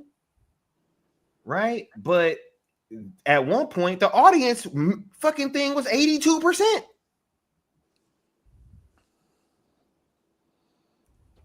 Right? Like, yo, I just think that these days of like people and these outlets being able to just kind of kill a franchise and kill a movie with bad word of mouth, I don't think people are going for it anymore. I really don't. critics have lied too many times. People are slowly catching in on it because they alienated too many different groups of people, and eventually they catch on. Yeah, man. W Mir, you said that you saw Cap 4, right? Yeah. What was your thoughts on it? It was pretty good. I can name dozens of MCU films that are worse than that. This whole new narrative of, oh, it's the worst MCU movie that it is right now is just cap. Pun intended. It's weird, bro. It's weird, man. Like Thor 3 and 4 is worse. Iron terrible. Man 3 is worse. Thor 2 is worse. I haven't seen that in a long time, but maybe you're right. Yeah. Yeah, Thor 2 is worse, bro. Iron Man 3 is worse. No, I haven't seen it. I think Guardians 2 is worse, bro. Just being honest, I haven't seen Guardians 3. Yeah. And I haven't seen the Cap 4 yet, but I'm going to tell you right now, I have a feeling that I'm going to like Cap 4 better than I like Cap 3 because, well, one, I hate Cap 3. I think it's a terrible movie, but I have a feeling that and that's a movie that critics praise, but I have a feeling I'm going to like Cap 4 better than Cap 3. It's more like Winter Soldier than Cap 3 in that respect, with the political espionage, but yeah, see what you think of it. Mm-hmm. Yeah, man. Yeah, I'm going to hopefully see it tomorrow if I feel better. It's strange, yo. It's strange. You got Harrison Ford as Red Hulk is the draw for me. It's like Harrison Ford was brought in at the last second to create traction. Oh, I'm sure. Yeah, like it is really unfortunate the William Hurt situation, but I don't blame them like casting a huge actor in that role, right? Because if you have to recast, you should probably go as big as you possibly could, right? If you're forced to recast like they were. Pretty much, yeah. You know? But yeah, it's just weird. I don't think that critics just as a whole, and I think that we've like entered this space where it's weird, man, because on one hand, it's like if they want to criticize stuff like this, like a Cap 4, but then they still criticize the Zack Snyder films, the comic book films, right? And so then it's like, okay, so what the hell do we want at this point, right? Because in terms of MCU movies, this is a solid MCU film, right? It just advances the story, has some good laughs, and some cool action bits. That's all that I was expecting from this movie. Pretty much, yeah. Right? And so Leon keeps dipping in and out. You know what I'm saying? StreamYard is not nice to people today. Sean said Cap 3 was like an Avengers film with Spider-Man and Iron Man involved. The film was a setup to compete against Batman v Superman. Oh yeah, absolutely. Yeah, Cap 3 is not really a Cap film. Not at all. It's not. It doesn't even have a good story. Check out my Civil War review of Socks, where I actually rip into that film. Like it's. Yeah, I'll definitely check that out. Right, but yeah, I mean, this film had some topical stuff being discussed. I felt like they handled it in like a cool way, right? And it's just like, okay, so we're at this space where people are just ripping into that, but then they're also ripping into Zach's films. And then they're just like everything's being ripped into. And it's like, do we like anything? No, it's more. I think creating negative views gets more clicks, I think, nowadays. What's going on, the Prime? It's like, what do we like? I actually think the critics are preparing for a massive psyop. As instead of switching over to Marvel, they're going to switch over to DC. To DC. Thank you. Thank you. DC. Yes. They're going to give glowing reviews to Lunacy. To James Gunn. And yep. Hell yeah. I can just see it now. Hell yeah. Y'all know it's, y'all know what's happening. They gave glowing reviews to the Suicide Squad. This already happened with the Suicide Squad. It failed in the box office, but Rotten Tomatoes gave it a good score. So I guess that negates the bad box office, according to some people. But it's gonna happen with Superman too. Critics are gonna love it. It's the best movie ever. Way better than that Hack Snyder Man of Steel movie. They'll say something like that probably, and then it will still fail in the box office. Right. Yeah, man. They just no. You are absolutely right. W Mirror, we are about to get psyoped, man. They're gonna turn around and be like, "Oh my god, James Gunn Superman. This is what Superman should be, bruh. Robert Meyer Burnett already told y'all. He said in that one picture was everything that Zack Snyder and Henry Cavill didn't understand about Superman in that one Christopher Reeve picture. Pink thongs and all. Right? And then Weirdo. that, yo, I'm telling you, man, it's weird. DC Autoway says critics never matter. 12 Friday the 13th films, none are liked by critics. All right. Hey, we got the main man Zod in the building, right? Oh, Zod. I thought that was Man of Steel. I'll take back that pose I did. That's Zod, bro. Yes. Did you find Yes, him yet, bro. Zod? I fought him. Oh, okay. He says, Gunn better be worrying about Cash Patel. He said, you better be worried about the incoming head of the FBI, dog. Nah, but we're like Yugi at this point. What he gave Panic 5 turns. Oh, We'll my give Gunn God. 5 months. Right. We got the homie. It just got a bit more cooler in the building. You dig? We got the homie, the one and the only. Hey, that was on purpose. The good Austin in the building. What's going on, Austin? How you feeling, bro? Let me unmute. Classic. What's good, everybody? I'm feeling good, man. I'm feeling good. We got a nice little discussion going on tonight about everything Snyderverse and the DC fandom. So obviously I had to pop in. What's good, everybody? What's going on, bro? Austin, go ahead and hold it down. I'm about to go feed my dog real quick, bro, before she trip out on me. You know what I mean? See, look, as soon as I say that, she over there. Yeah, right? She over there like, yo, it's about that time, homie. Harley's like, yo, we got the clock down. Come on, dog. Harley, as soon as I say that, bro. Man, I got you, man. I got you. Go take care of the dog. Oh my God, sure, bro. I wanted to pop in, obviously, because of what we were talking about, and Zaslav being a big part of this, Gunn being a big part of this, but you guys talking about the whole PSYOP thing that's gonna try and be taking place. Like, luckily, we're in a place now where they don't have as much control as they did before, but also they're not going to have, I don't think, in my opinion, I don't think they're going to have the funding that they used to in order to operate their PSYOP that they have going on. And a big part of, like, what's the whole point of having the PSYOP? Like, what does it even mean? Like, why would you have some kind of operation going on like this? Because money, guys. We all know this.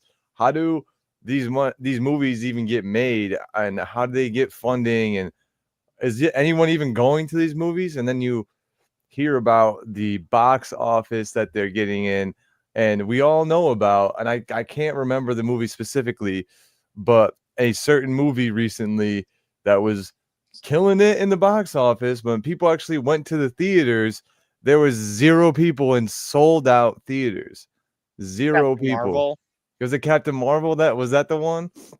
And yeah, I know it's not the only movie that happens for. I know that that's not the only empty movie theater that's quote unquote sold out, and somehow these movies are getting these great numbers in the box office. There's no like, I know this for a fact because I go to movies. I haven't been in a sold out movie theater since Top Gun Maverick, and that's like just really is what it is. Like, Top Gun Maverick was the last really sold out movie theater that I've been in, and that shows as far as like what we've seen in box office records and things of that nature. Everything else since it's kind of not been up to par, not even been close. But then you have these stories come out with like, oh, biggest since Top Gun Maverick, biggest since. I'm like, there's no effing way. There's no chance that many people are going to the movies, because movies haven't been talked about that much since Top Gun Maverick. So I really would like to know, and I think we're going to see and I talk about this all the time, guys, the facade that they put up to try and sell us product from the other side of the storefront, and then just to move on to a different facade to sell us a different product through a different storefront. And I think we're in the process of really seeing that crumble and fall to the ground. I don't know who mentioned it in chat, but yeah, Cash Patel might be finding that out. I think more people are going to be worried about Doge and Elon Musk and all that thing. I mean, ever since seeing like the government lines of us putting money out for comic books, there's not even like what they're putting out, like whatever ideology is behind the comic book. Guys, the US government has funded comic books. So are we to say, how far off are we to say that there might be some psyop stuff within comic book fandoms? You know, there might be some operations going on within these fandoms. Like, it's not that far off for some of us to say those things. And I now believe it to be true. Like, why, for what other reason would a government be putting out a comic book, or, you know, putting on some kind of comic book? There's no other reason than to try and, again, push the money forward, push the narrative forward. As long as they can convince people that people are watching these things, then they convince people that, oh, that's what we should be watching. That must be what's right then. If everyone's watching that, that must be what's right. And that must be what I should conform my ideas to, and I should get behind what everybody else is behind. But that's not the case. And we know this from being Zack Snyder fans, from seeing the things that other people were quote unquote seeing and enjoying. And we knew that that was not good stuff. It wasn't enjoyable to us. And we weren't going to stand for it. And we weren't going to just eat the shit and call it chocolate, as I always love to say. So I want to know if you guys agree with that, if you guys feel that, and if you kind of have the same sentiments that I do. Seeing all this stuff come out, I'm like, man, it makes so much sense. We've been in like a Truman Show world where a lot of the shit that happens in the Snyderverse fandom, you're like, what the fuck? what the hell is that? So I wanted to know if you guys kind of feel the same way and see the same things that I do. 2 There's a points lot of to shit that. going on behind. One, Oh, sorry. one at a Sorry. time. Go ahead, W. Mir, go first. Sorry. No. Bat Dan can go. Okay, back then. What do you got? I was gonna say there's a lot of shit going on behind the scenes that we don't know about. That's just the truth with life in general. So, I mean, I will say that there definitely is some shady stuff going on because a lot of it is like an in crowd. I mean, Sid Havoc keeps talking about Guns Crew. Like he has said, like, this person's part of Guns Crew, this person's part of Guns Crew. There's a lot of bullshit that goes on. There's a lot of stuff. I mean, there's a lot of favoritism that goes on like with the trades with the media. Like, I mean, here's my big question. I mean, why is it that, Ezra Miller gets into a bar fight, everyone's right away wanting to cancel Ezra Miller just for the bar fight at that point, but Anthony Stark gets into a bar fight, actually injures someone. Like, I think the person was even sent to the hospital. No one gave a shit. Exactly. Media spin. And you're like, why? And as a fan yourself, you're like, why? Why is nobody coming to the same defense as Ezra Miller, or vilifying this other guy as much as they were Ezra Miller? And it's all just because the team, right? Whose team are you on? Which side are you on? And like, what do you conform or not conform to? But yeah, you're absolutely right. That's a great example. Mr. Ezra Miller's #1 fan. I think we could probably say that pretty surely. But what do you have to say about that, W. Mir? What do you think about all the psyop stuff and this the fan nonsense? I do agree that over time, people have been going to the movies very less. I saw a study, something posted on Twitter saying that 2002 was like the highest peak of when people were going to the movies. That was around when the original Spider-Man came out, and it did a lot of massive numbers at the box office, but it didn't reach 1 billion because the prices were too low for the tickets. But yeah, with the Top Gun Maverick, even with Deadpool and Wolverine, there were still some empty seats when I saw that movie. Well, I didn't really see the movie. I didn't pay to see the movie, but I saw some empty seats when I saw some screenings in there, and it wasn't as full as like when Top Gun Maverick was. So you have to think about the ticket prices. That's what gets these movies over $1 billion right now. And the other point was, That's fair, dude. Like ticket prices being like $20 a piece, you mean? yeah. Yeah. And the other point is WBD is hemorrhaging money right now. So I don't know if they can afford a massive psyop to these critics. That's another point about the government funding being suspended and being up, and why a lot of people are freaking out, and why I think the facade is gonna fall is because where is the money gonna come from to fund your bullshit and fund the whole back end of propping up your company to make it look like it's an actual company? Like, where is all that gonna come from? Yeah, that's a very good point, man. And I hope the whole government funding helps that too, because I think that's a lot of where they get their money from. But we got Leon back. Leon, how you doing, dude? Are you still in Decepticon world, or what's going on? About to find out. he's I don't even hear. He's muted. Kid's muted. Oh, there he is. Yo, I'm Leon. back. I don't know if I'm still Optimus, but you know, transforming. Bro, you're more Megatron than anything. Word. Am I still sounding weird? Nah, you sound good. All right. Yeah, no, the little bit I just caught now, y'all was cooking, man. And you guys are going into territory, you know, I love keeping it real, which is understanding why a lot of these studios even exist and why, you know, because people forget, like, a lot of these studios are just another arm of the government, man. Like, let's be real. So, yeah, there's a lot of truth to what y'all are saying. And as far as the critics are concerned, just to touch on that, you guys probably already said, but I didn't hear. But the critics piece of it, I had said this on X not too long ago, which is like, you know, when these critics are keeping it real, quote unquote, about Marvel now, that sort of a deal. It's like, nah, critics aren't necessarily, quote unquote, just now keeping it real, or they're getting hip to it, or they're losing their flavor for these movies.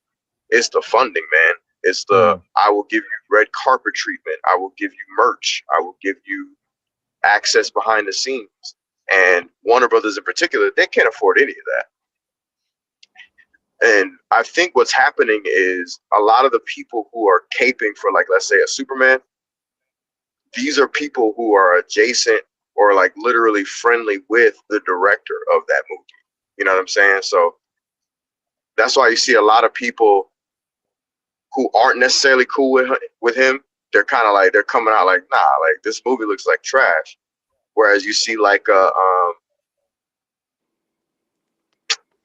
ain't gonna say no names, but there are channels that are literally, they're cool with him, like they know him and they've said in the past, like, oh, like he's a buddy of mine, he's a friend of mine, he's a this, he's a that, like we hang out, and they have channels that are very big, and they come from like not necessarily legacy media, but a legacy of sorts. And so I'm not surprised why some of these guys are coming out and in defense of that movie, because that's all they have right now are people that are friends with him. Because his friends aren't going to say what they're looking at. You know what I mean? Right. As they should. Real friends would, though. You know? Oh, for sure. Real friends would be like, bro. Before you click the go ahead on this, you should probably pause for a second and look in his eyes. You know? Like, bro, you should have just restored the Snyderverse. Yeah. I mean, all right. His friend goes, "Hey, man, we still can't just restore the Snyder. What'd you just say? Can't just bring that back." Like, look, I know you went through all this trouble, but can we hit the undo button on all this shit? Can we hit the undo? Right. Can we Control Z this shit right now? What the fuck? Facts. Nah, you're absolutely right. I think the critics part of this is also kind of a part of the we can call it the USAID effect. In essence, like it's not necessarily that they were getting that funding, but it's the same. It's the same. Who knows? I'm just saying. I'm not saying. Nah.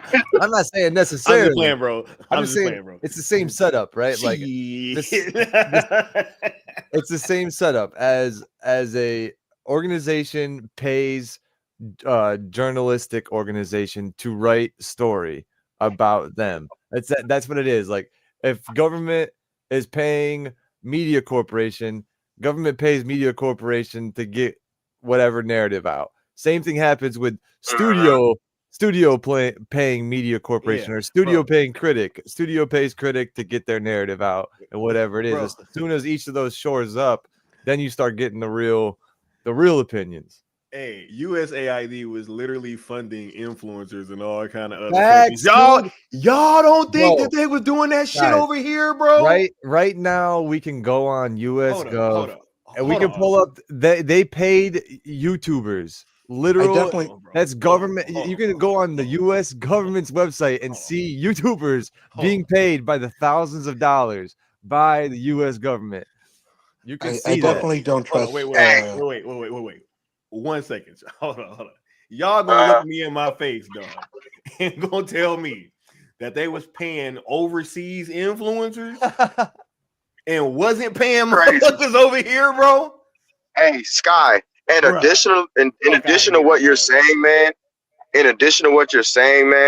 How many times did they try to call us crazy for pointing this type of shit out, man? and pointing out all the time too, like, oh, you guys are just You're conspiracy They theorists. swear. Oh my God, y'all don't know how Hollywood work. Oh, really, motherfucker? I can read right. some shit saying the U.S. government so was crazy. funding influencers. You know what I'm saying? Like, what do you mean, bro? How do you not feel like, as someone who has been like ahead of these conversations, because like I remember, and I'm not trying to like pat myself on the back, but I remember I was one of the first people on Shill's network saying shit like this repeatedly, just, trying to remind people, like, we watch this shit, but we can't forget why these things exist, why movies exist, and why TV shows exist, and at least in modernity, right? At least in the modern era, as a whole.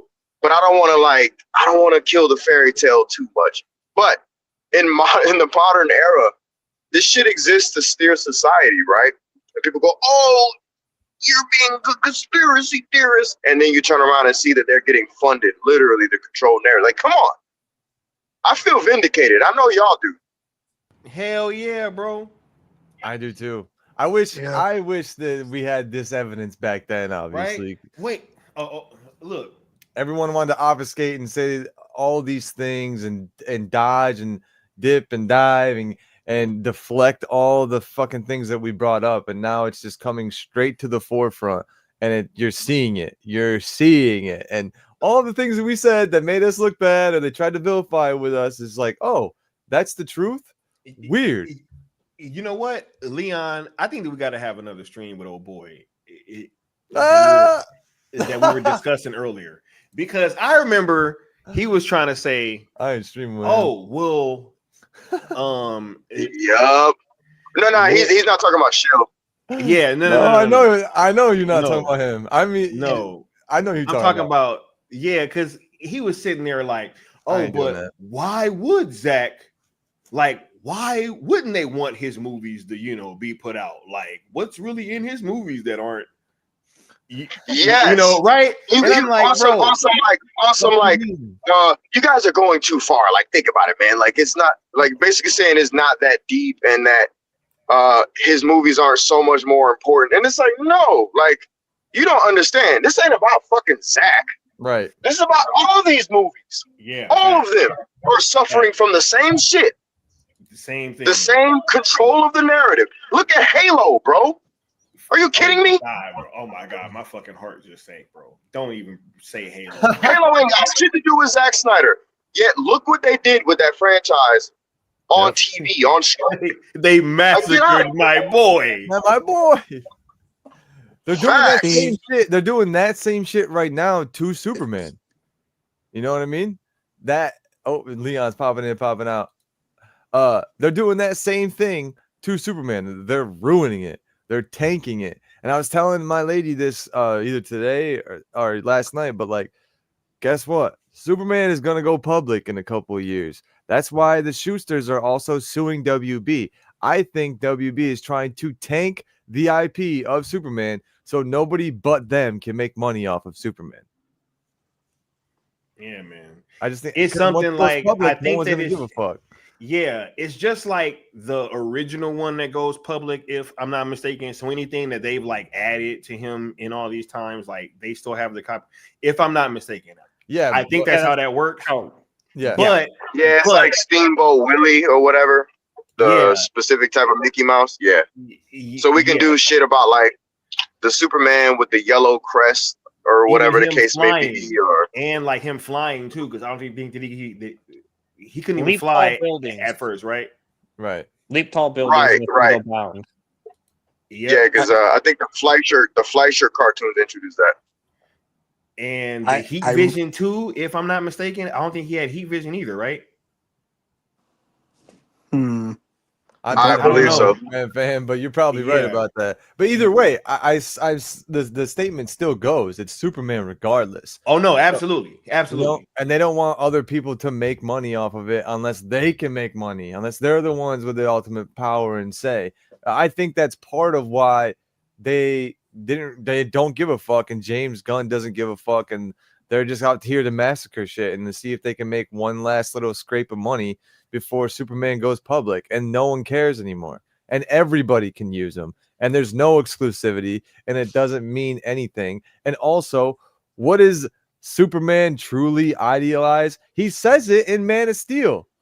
I grew up on a farm in Kansas. I grew up on a farm in Kansas. How much? You don't get more American. I'm about than me. as American as it gets. Right. Right. That's why they want to fucking tank this franchise and make it a joke, and why they didn't want to have Zack Snyder continuing to represent and continue to have Henry Cavill represent Man of Steel. Like they embody And you the can't most do the crossover either. right. The if most they're still there, American thing that was in media and in Hollywood, they did the absolute most to destroy. Yeah. Also, I'm gonna add this too, that it was a very Christian-like movie symbolically, and he even at Superman's lowest, meaning well, not lowest, at his most confused and needing help, he went to his pastor. Yeah, he went to his pastor and asked his pastor for help. You know, I don't care what religion anybody abides by or whatever, and that's the movie doesn't either. Neither does Zach. But he went to his pastor and asked his pastor for advice. Right. The most powerful man on earth went to his pastor to ask, what can he do? While Christ is literally in the background behind him. So there's a lot of symbolism there that Holly Weird ain't rocking with. Point blank, period. It is. You know, you can take it up with God, whatever you believe in after that. You know what I mean? Take it up with the Bible, right? Like, dude got resurrected. Like, all of that imagery is all right there for you. I mean, and Zach, if you didn't put it together, Zach then gave it to you when he put out, you know how there was going to be the series and they had like the metal renditions of each character with all the symbolism, and he had them in different poses, and they were all different poses from the Christianity and from the Bible and stuff. And they had Superman doing the cross, basically. Like, they had all of that there. And I just thought about this now. I don't know why I've never thought about this before, but has anybody in real time like movie time, oh, so many days have passed in the movie and they can tell which is which? Have we ever gone through and seen how many days and nights have passed since Superman passed away to when they resurrected him? Because I know it seems like weeks, but was it only 3 days? I mean, Zack Snyder, I think, said it was a couple of months. Okay, months. Yeah, it could be a season. Because I was like, between him dying and coming back. Right. I was like, how on point did Zack? No, Snyder I think it was some months, right? Was it months? Okay. I think it was months. Like, my God. And that's also it wasn't no 3 days, bro. Well, it could have been 3 days. No, I know that's what I'm saying. That's also if you know anything about Christianity, that's also. But he was resurrected in the third film. And the lore. He died on the second, so. And the second, yeah, a lore in Christianity is that days used to be different. Back in the day, they used to consider a day to be a different length of time. So that could be some meta Zack Snyder Christianity lore in there. They said Zach's Superman was 33 too. Exactly. Hey, a Rebel Moon Exactly. reference. Yep, A yep, half a yep, cycle around yep. Mara. No, it must be done in 3 days' time. Mm-hmm. Mm-hmm. Dude, he's like the most Christian freaking and one of the most popular directors out there. And he does it so well to weave those messages in. And also it's like one of the oldest, most Well, well-known stories of our Zach's a time. Christian scientist. I don't know if y'all know that. Yes. Yeah, he's a Christian scientist. So. That's what I'm saying. So that's why these things are so well rounded as far as reality goes and physics and making things make sense. A superhero being in our realistic world, but also it's the other sense of how our religion plays and religion in general plays such a big role in society, and how that would look to have sort of a godlike character exist. That's why James Gunn just doesn't understand the character, because he has no faith. He has no religion. All he does is degenerate ass shit. So it's gonna look like a fucking degenerate ass film. What's going on, Bishop? Right? We got in Necron. Glad you made it back home, bro.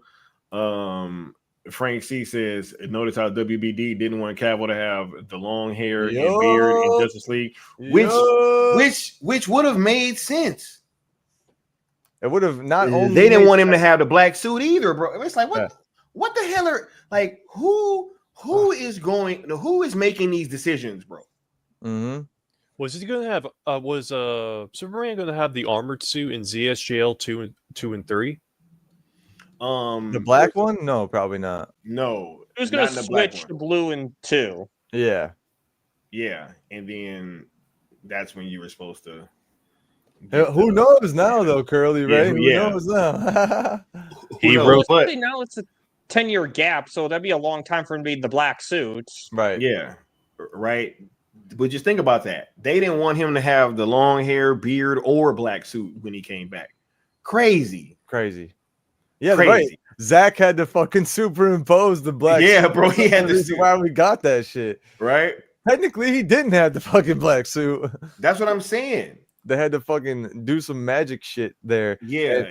That's why it's a weird shade of blue. Right. And for everybody who's like, oh man, they didn't want to stick with the comic book line. Like, hey, guess what, guys? That in the comic books, the reason why Superman gets resurrected and has long hair and a beard, it's not just because he's, hasn't cut his hair and his beard in a while and got resurrected. That's not why they do it in the comic books. They do it to parallel Jesus. So if you didn't know that, now you know. Superman has always been looked at as a Jesus Christ-like figure. And if you have a problem with that, you got a problem with the foundational things of Superman. And that's something that you didn't notice before, and that's on your own incompetence, not Zack Snyder making him a Christ-like figure. No, he is a Christ-like figure, and if you stay true to his story, you end up showing that. It just is what it is, and I hate people who have a problem with that, dude. It's also like, why can't you just be open to religion? Why are you got to be against Christian? Like, what's the big deal? Like, oh, I don't want him to be a Christian. Sorry, that's who he's modeled after, guys. That just is what it is. Hey, you remember this? He said WB are morons, but how will Superman get back to Krypton? Zach literally said that somebody asked him, well, how's he going to get back to Krypton? It's like, what? That was during 2013, I think. Yeah. I think Leon's the one who dropped that on us or something, because they were trying to mess with him in 2013. I didn't know that until Leon brought that up. No, Zach brought that up. And then Leon brought up how they were messing with him, well before that. Because that was before Man of Steel even came out. Leon's story. Right? But yeah, wait, where'd it go? I saw a funny comment. Where'd it go? I don't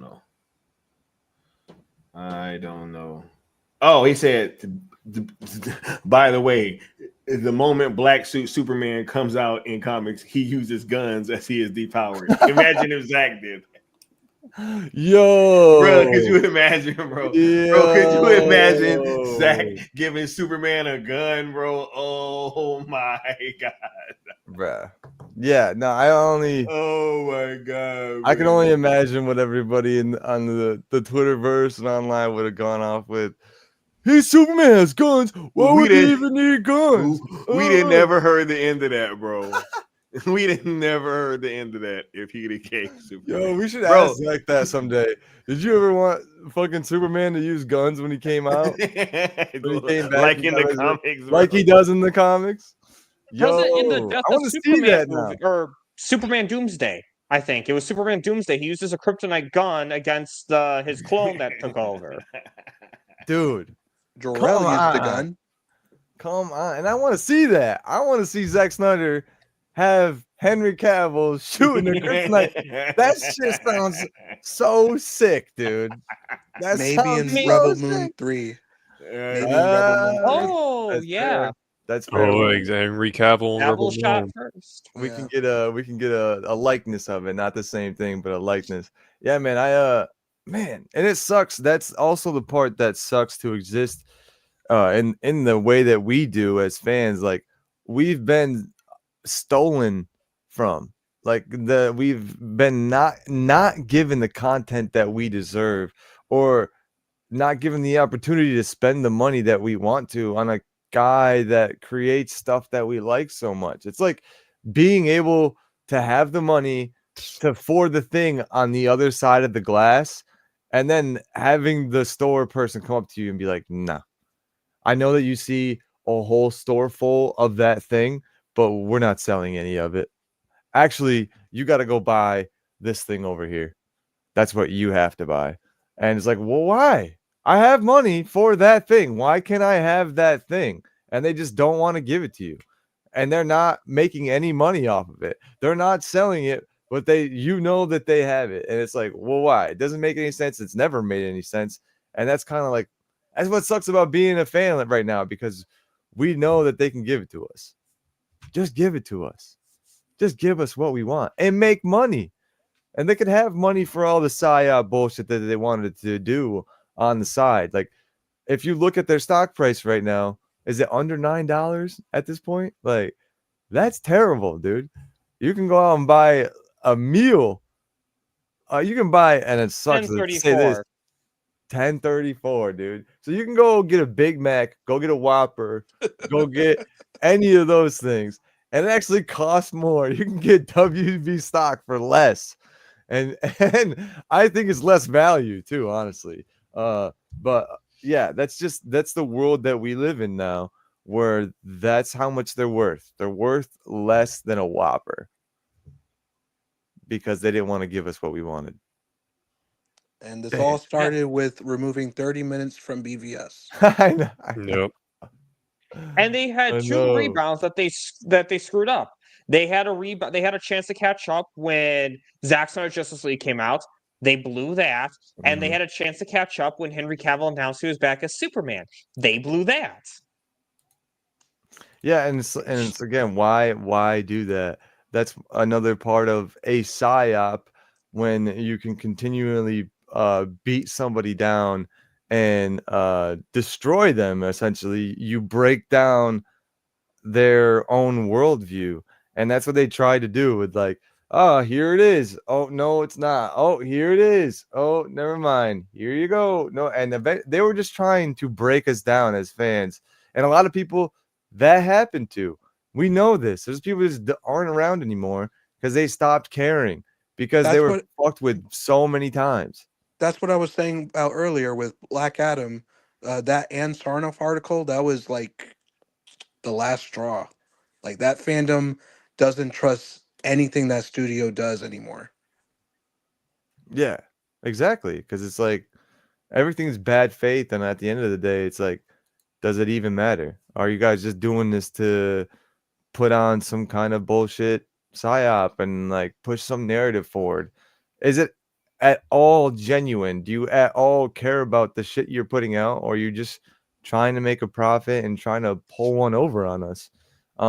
Yeah, I think the Superman movie is like when the paint's peeling off and you can see the shit underneath, like what they painted over. You're like, oh damn, like this place is a piece of crap, isn't it? You guys just painted it to make it look nice. Like there's rust underneath all this stuff, and it's showing through. I think the whole facade behind the WB curtain is showing through.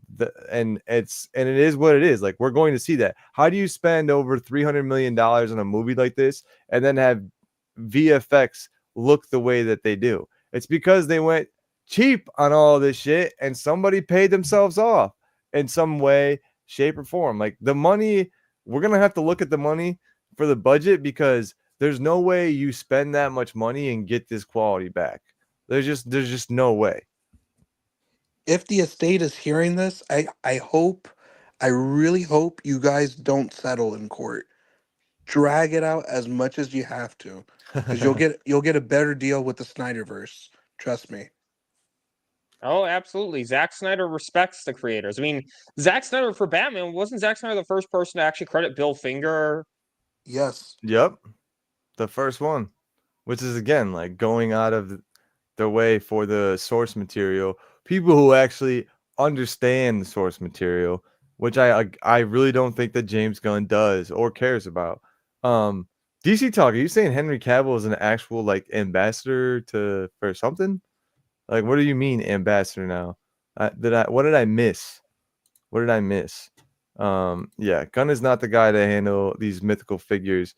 And I think that goes back sort of with like the religious aspect of it and just having a reverence for characters and believing that they're real. Not, oh, you can have whatever headcanon you want. You can have this guy with this guy.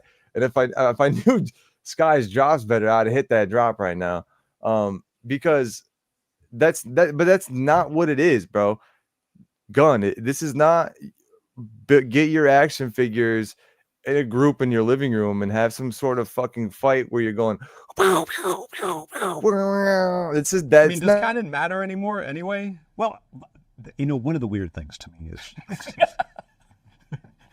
is that none of this is real. It may be alarming to people, but none of it is real. It's all just stories that we're telling about characters, and hopefully there's authenticity and truth to those stories, because we care about those stories. The characters, the actors, the performers, the animators, they all care about these stories.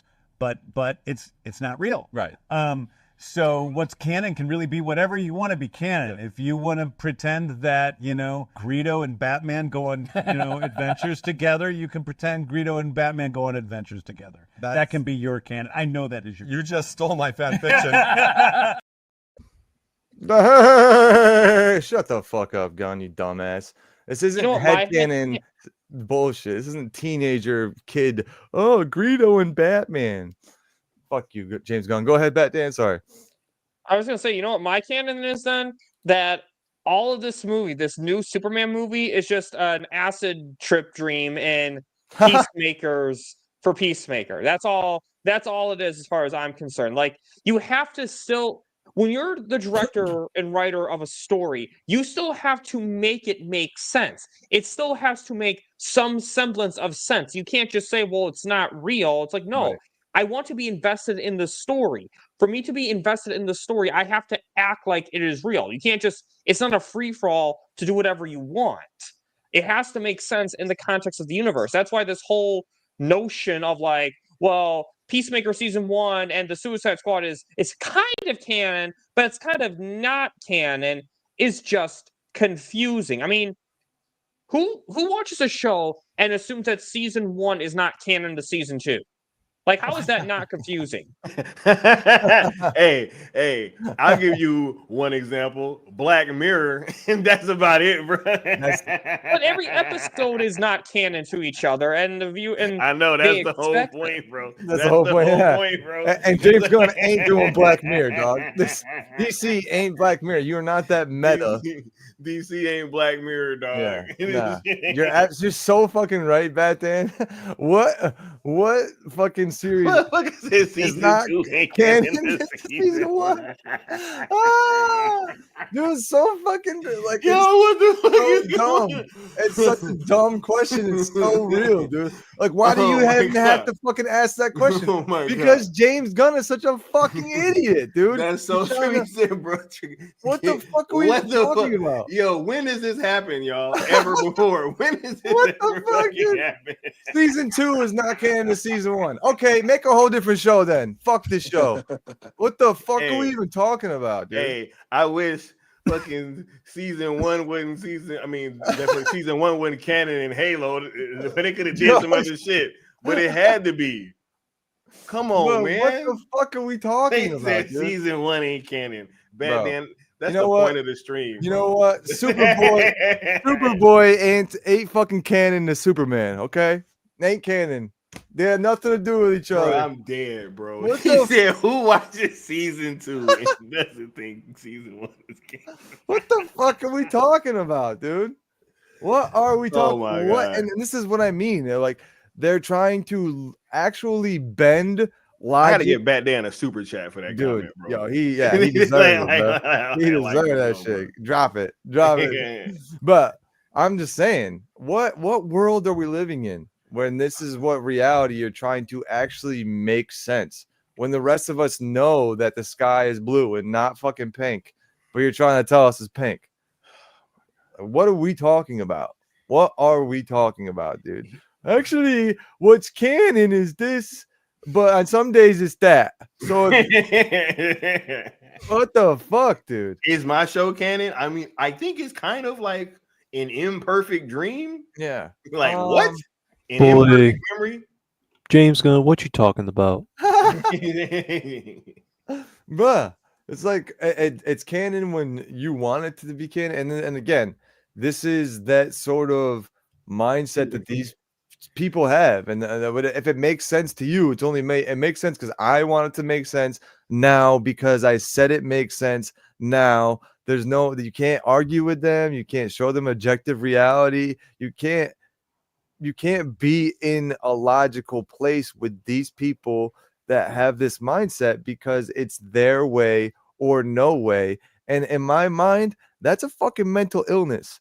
And that is also the sort of why we are getting what we're getting from James Gunn, because he's lived with this for decades. He doesn't even remember his own dad's fucking birthday. He has emotional outbursts at the weirdest of things.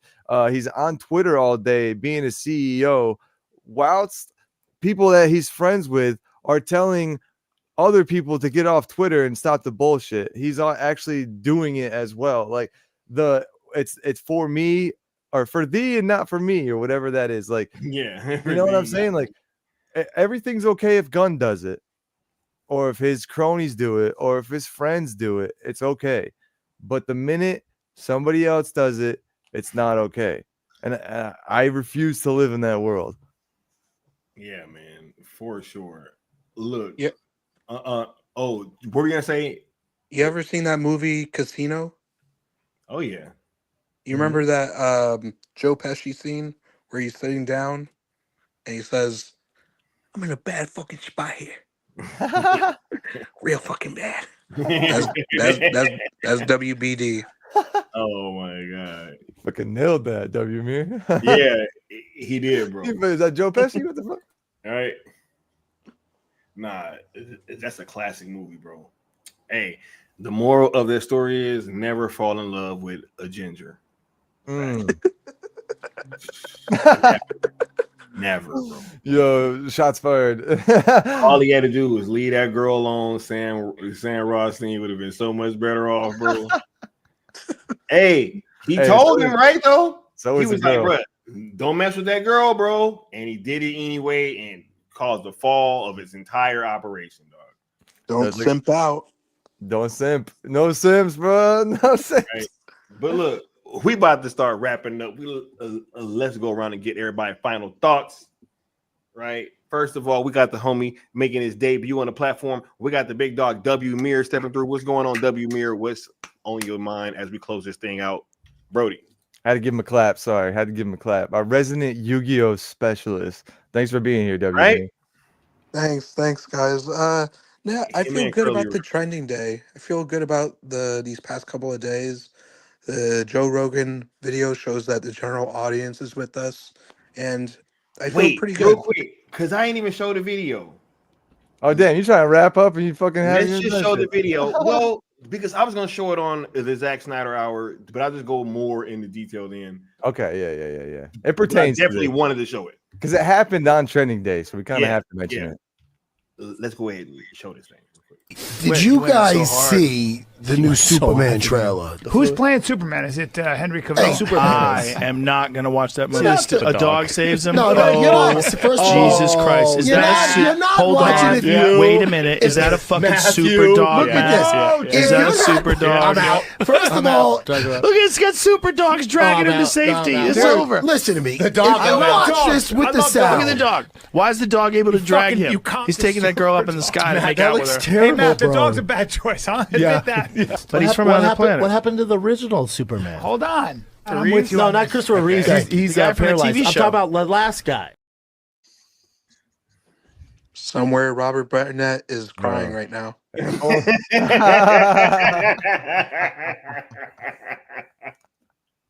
You guys gotta just give it a chance, man.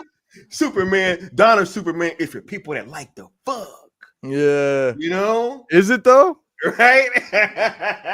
Pink panties and all. I think that Superman's for fucking people who need a Cialis, dog, and need to fucking warm the fuck up. He said, I'm out. I'm out. I'm out. He said, bro, is that a dog, bro? Why is the dog? And look at homie who's has lived in his own little bubble so much where he's got to defend this shit to tooth and nail. And he's like, wait a second, guys. No, come on. And the three of them are like, bro, what the fuck is this? Oh, the dog was a bad choice, huh? Nah, but go ahead, W Mirror. I'm just glad that you said that because I appreciate that. Oh yeah, no, I feel good that video came out during the trending day, and you know when that next trailer pops up, we'll outtrend them again. So it's all gravy. For sure. Man, he said the general audience wants Cavill. It's so obvious. Yeah. He said regular people ain't liking that. I'm out.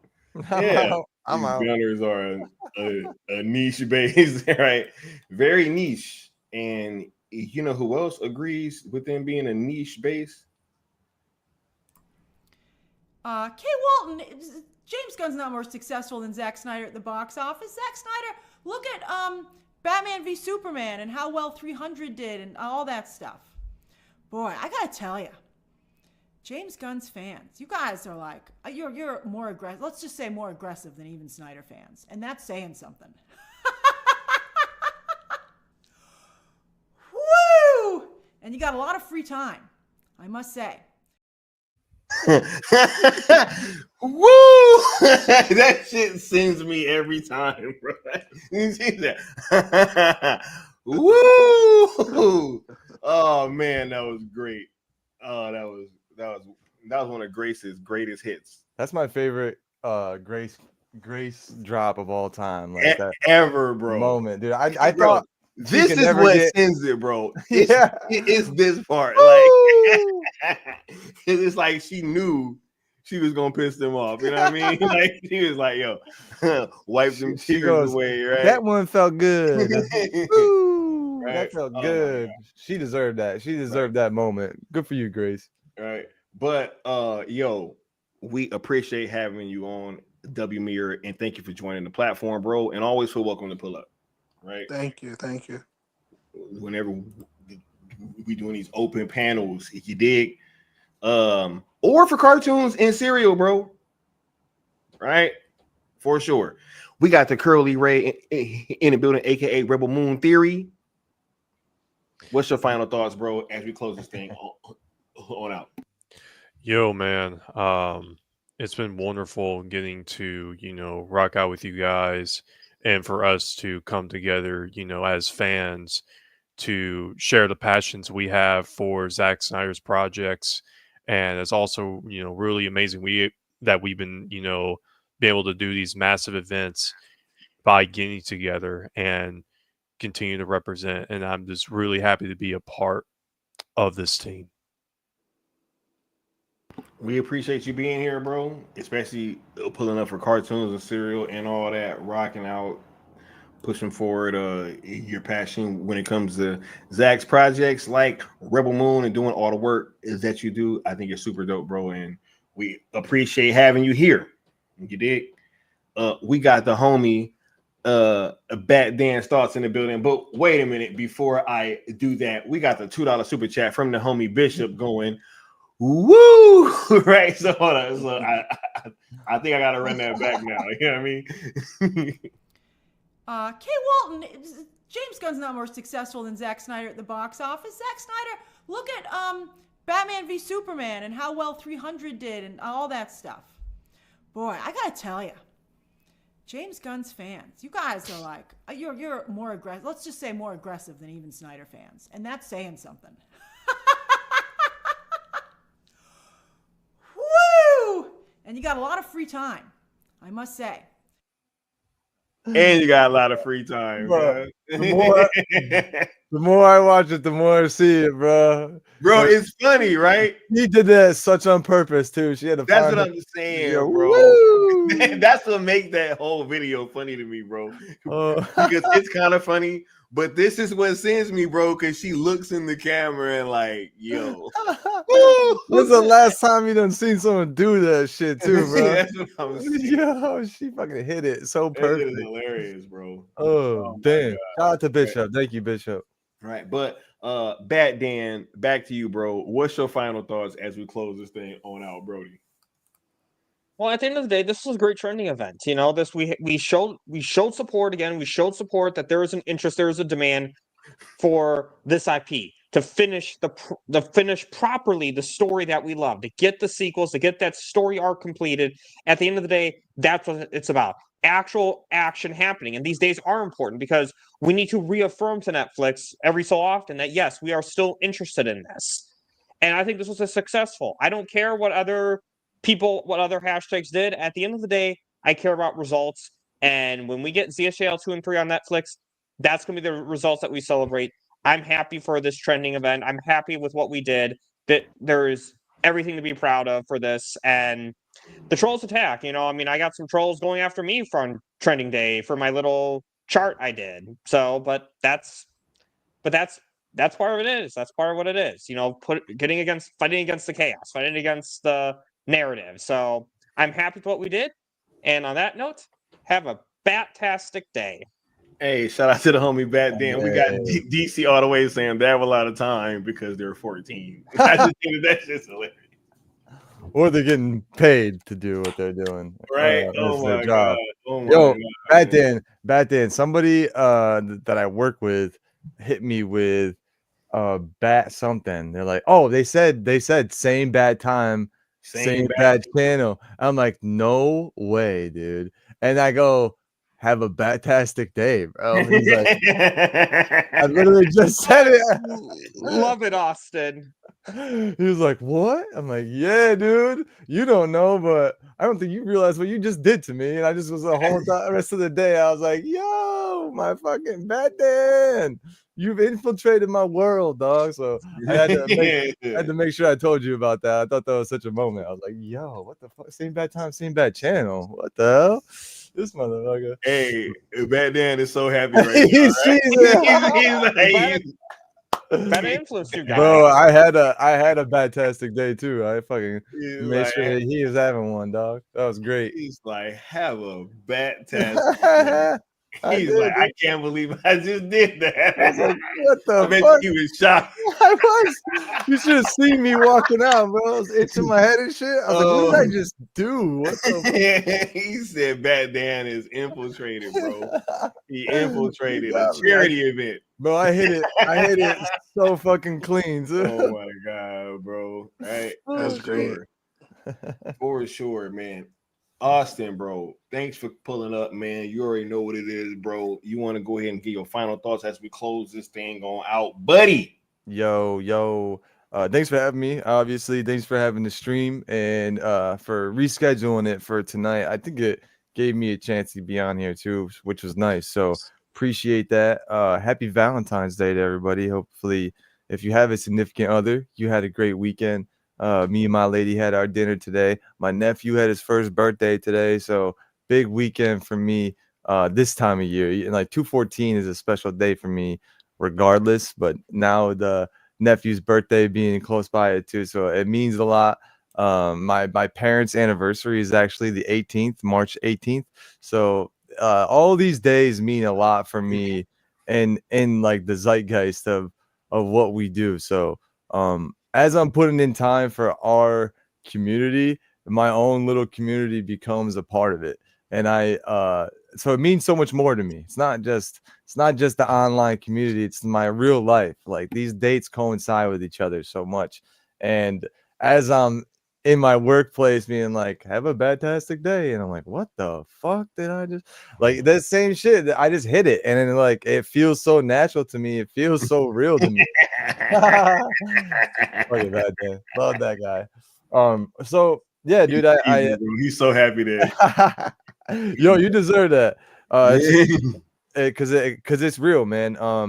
And I wholeheartedly always enjoy these moments, and I enjoy the fact that we get to come together. And it might seem redundant to some people, like, oh man, they're having another stream, they're having another trending event, they're having it. Like, nah, these things mean the world to a lot of us, and there's a reason why we're not doing it just because we care about our own fan events more than we care about the director's fucking work.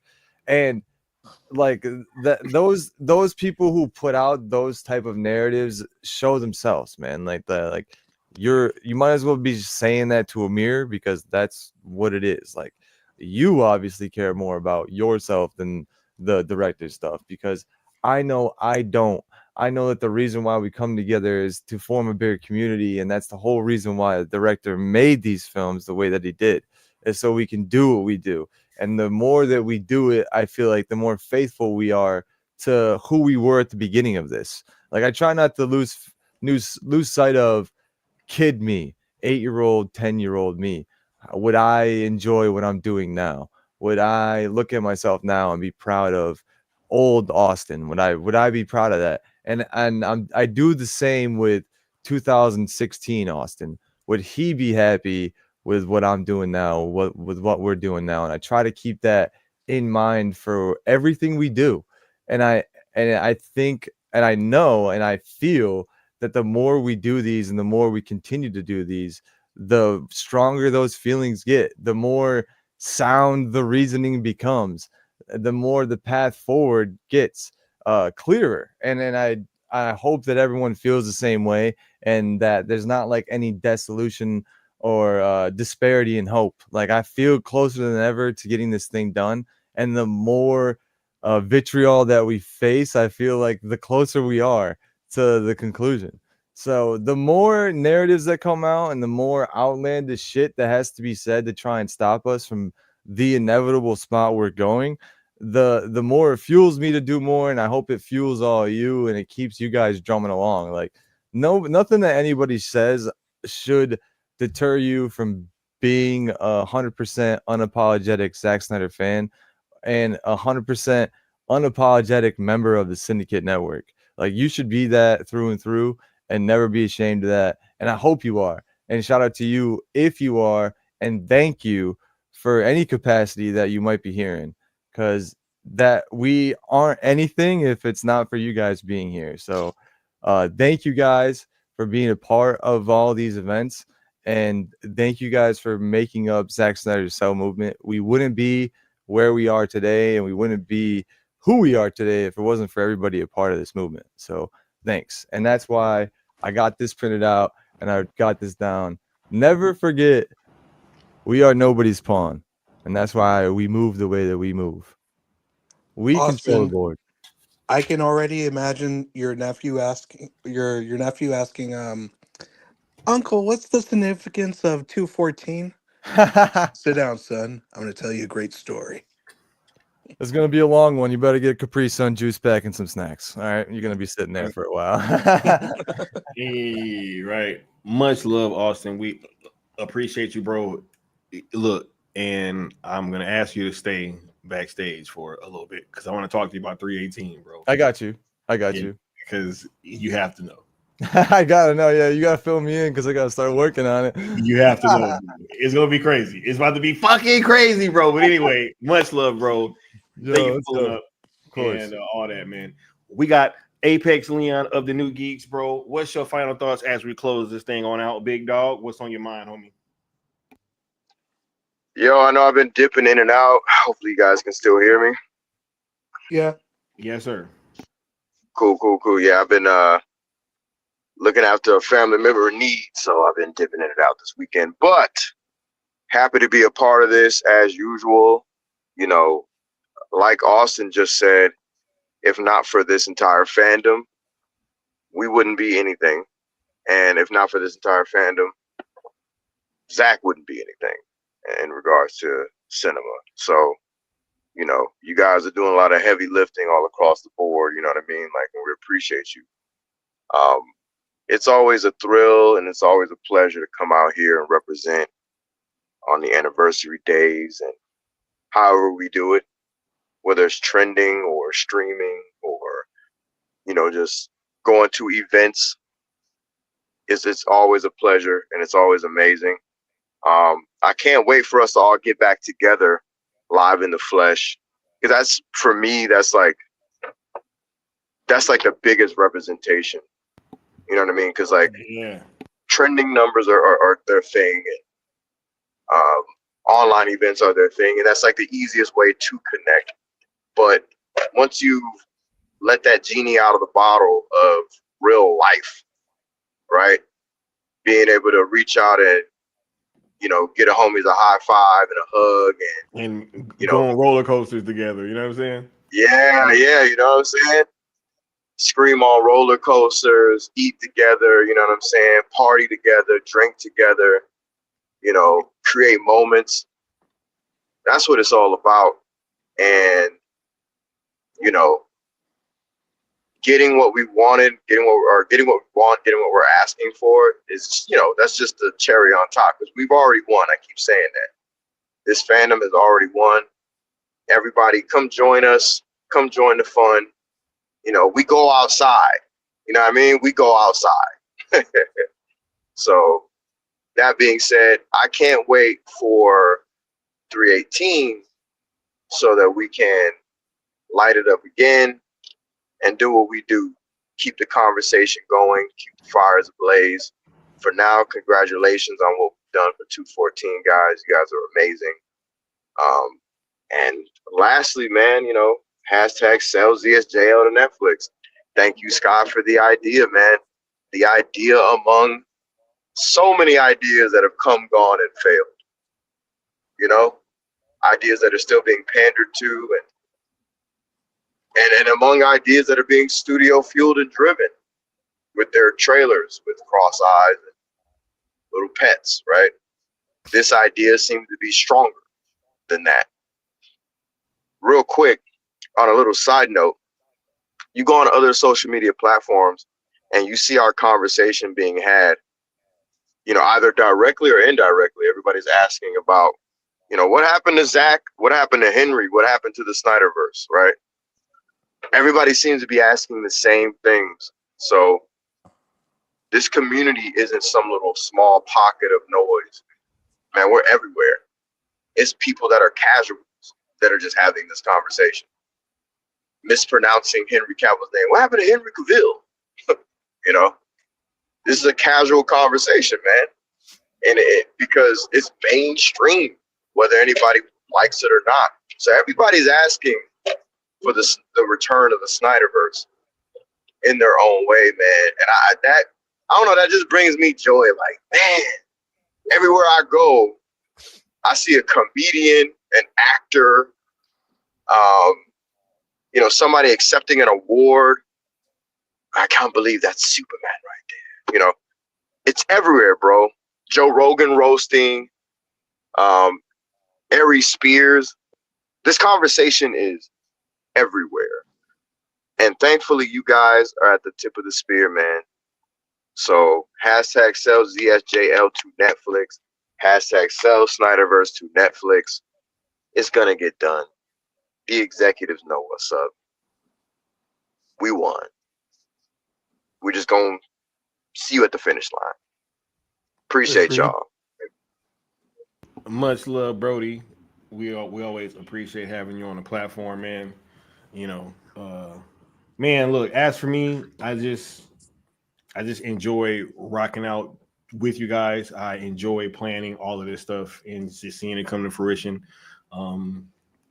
It's dope, and you know, I was going through some things recently, physically and with my health and stuff, and it just really gave me an opportunity to reflect on things that are important to me. And this community was pretty much at the forefront of a lot of my thoughts while I was gone. And so I knew that when I returned to really doing this, that I wanted it to be in an even more genuine way and even more creative way, and just keep trying to do things to push the boundary. So just be on the lookout. You know, we are not stopping. We will be doing another one of these on 318. It's going to be a lot of things being discussed. I can guarantee y'all that it's going to be a lot of things being discussed. I got something real quick because Leon brought this up. We're in real life. I don't want to cut you off, but this is something please. Just so everyone knows, this is real, and y'all motherfuckers slow. All right, now we take a video. Hey.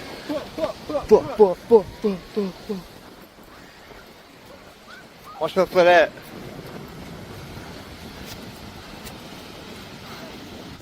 And now we do a selfie with the kids.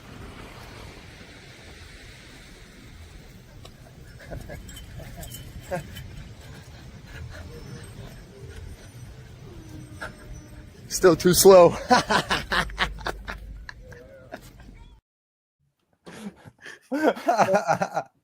I don't think I've ever seen that. Nobody has, dog. I've never seen that. I'm telling you, last we're person like Yu-Gi-Oh and Friends. I've never seen that, bro. That's special for the kids right there, dog. That's special for the kids. I just thought of that about that, and I was like, man, I've never uploaded this. There's so many times though, and more content is gonna come too from the Cool Table meetup. But I just want to show y'all, like, that's what it is. That's the type of things that you're missing, the vibes that y'all missing, and what we be up to when we do hang out. It's just fun, dog. And no one will ever be as fast as me, so just remember that. No, man, this is dope, man. Look, I'm just glad that we're able to keep these things going and really rock out. I just want you guys to stay tuned. We're gonna have a lot of things coming in the very near future, and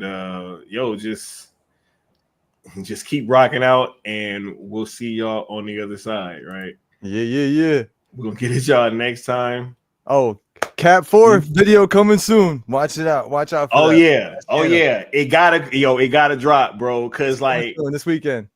Have you watched it yet? No, I haven't. I just saw my Google Drive. Okay, And I saw everything. cool, I was like, cool. ooh, there it is. Nah, man, cause that gotta that stuff got it. It'll come out. It's coming out this weekend. Look for it tomorrow. Also, tomorrow's the Daytona 500. Look for my channel. I'll be popping up with some shit. Good, Austin. And we got some Syndicate sports coming with the Discord's up. Syndicate. I was just thinking about that too, bro. We gotta get a channel, dog. Oh, it's popping and it's locking. So everyone pop in to the Syndicate Discord. If you want access to that, you have to be a member of Sky's channel.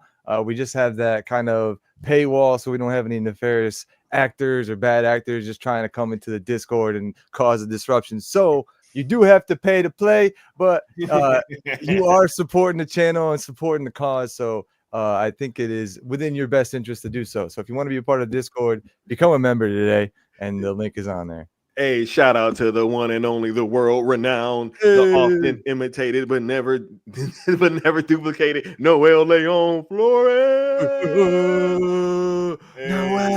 Noel. The first Noel. He's blushing wherever he is right now for Hey, sure. bro, much love, Noel. Yo, it's just us in the chat now. It's just us hanging out. Yo, what's good? What's up, y'all? But look, we're gonna get at y'all next time, man. We gotta do it. Hey, y'all have a good one. Peace. Peace. Bang. Peace.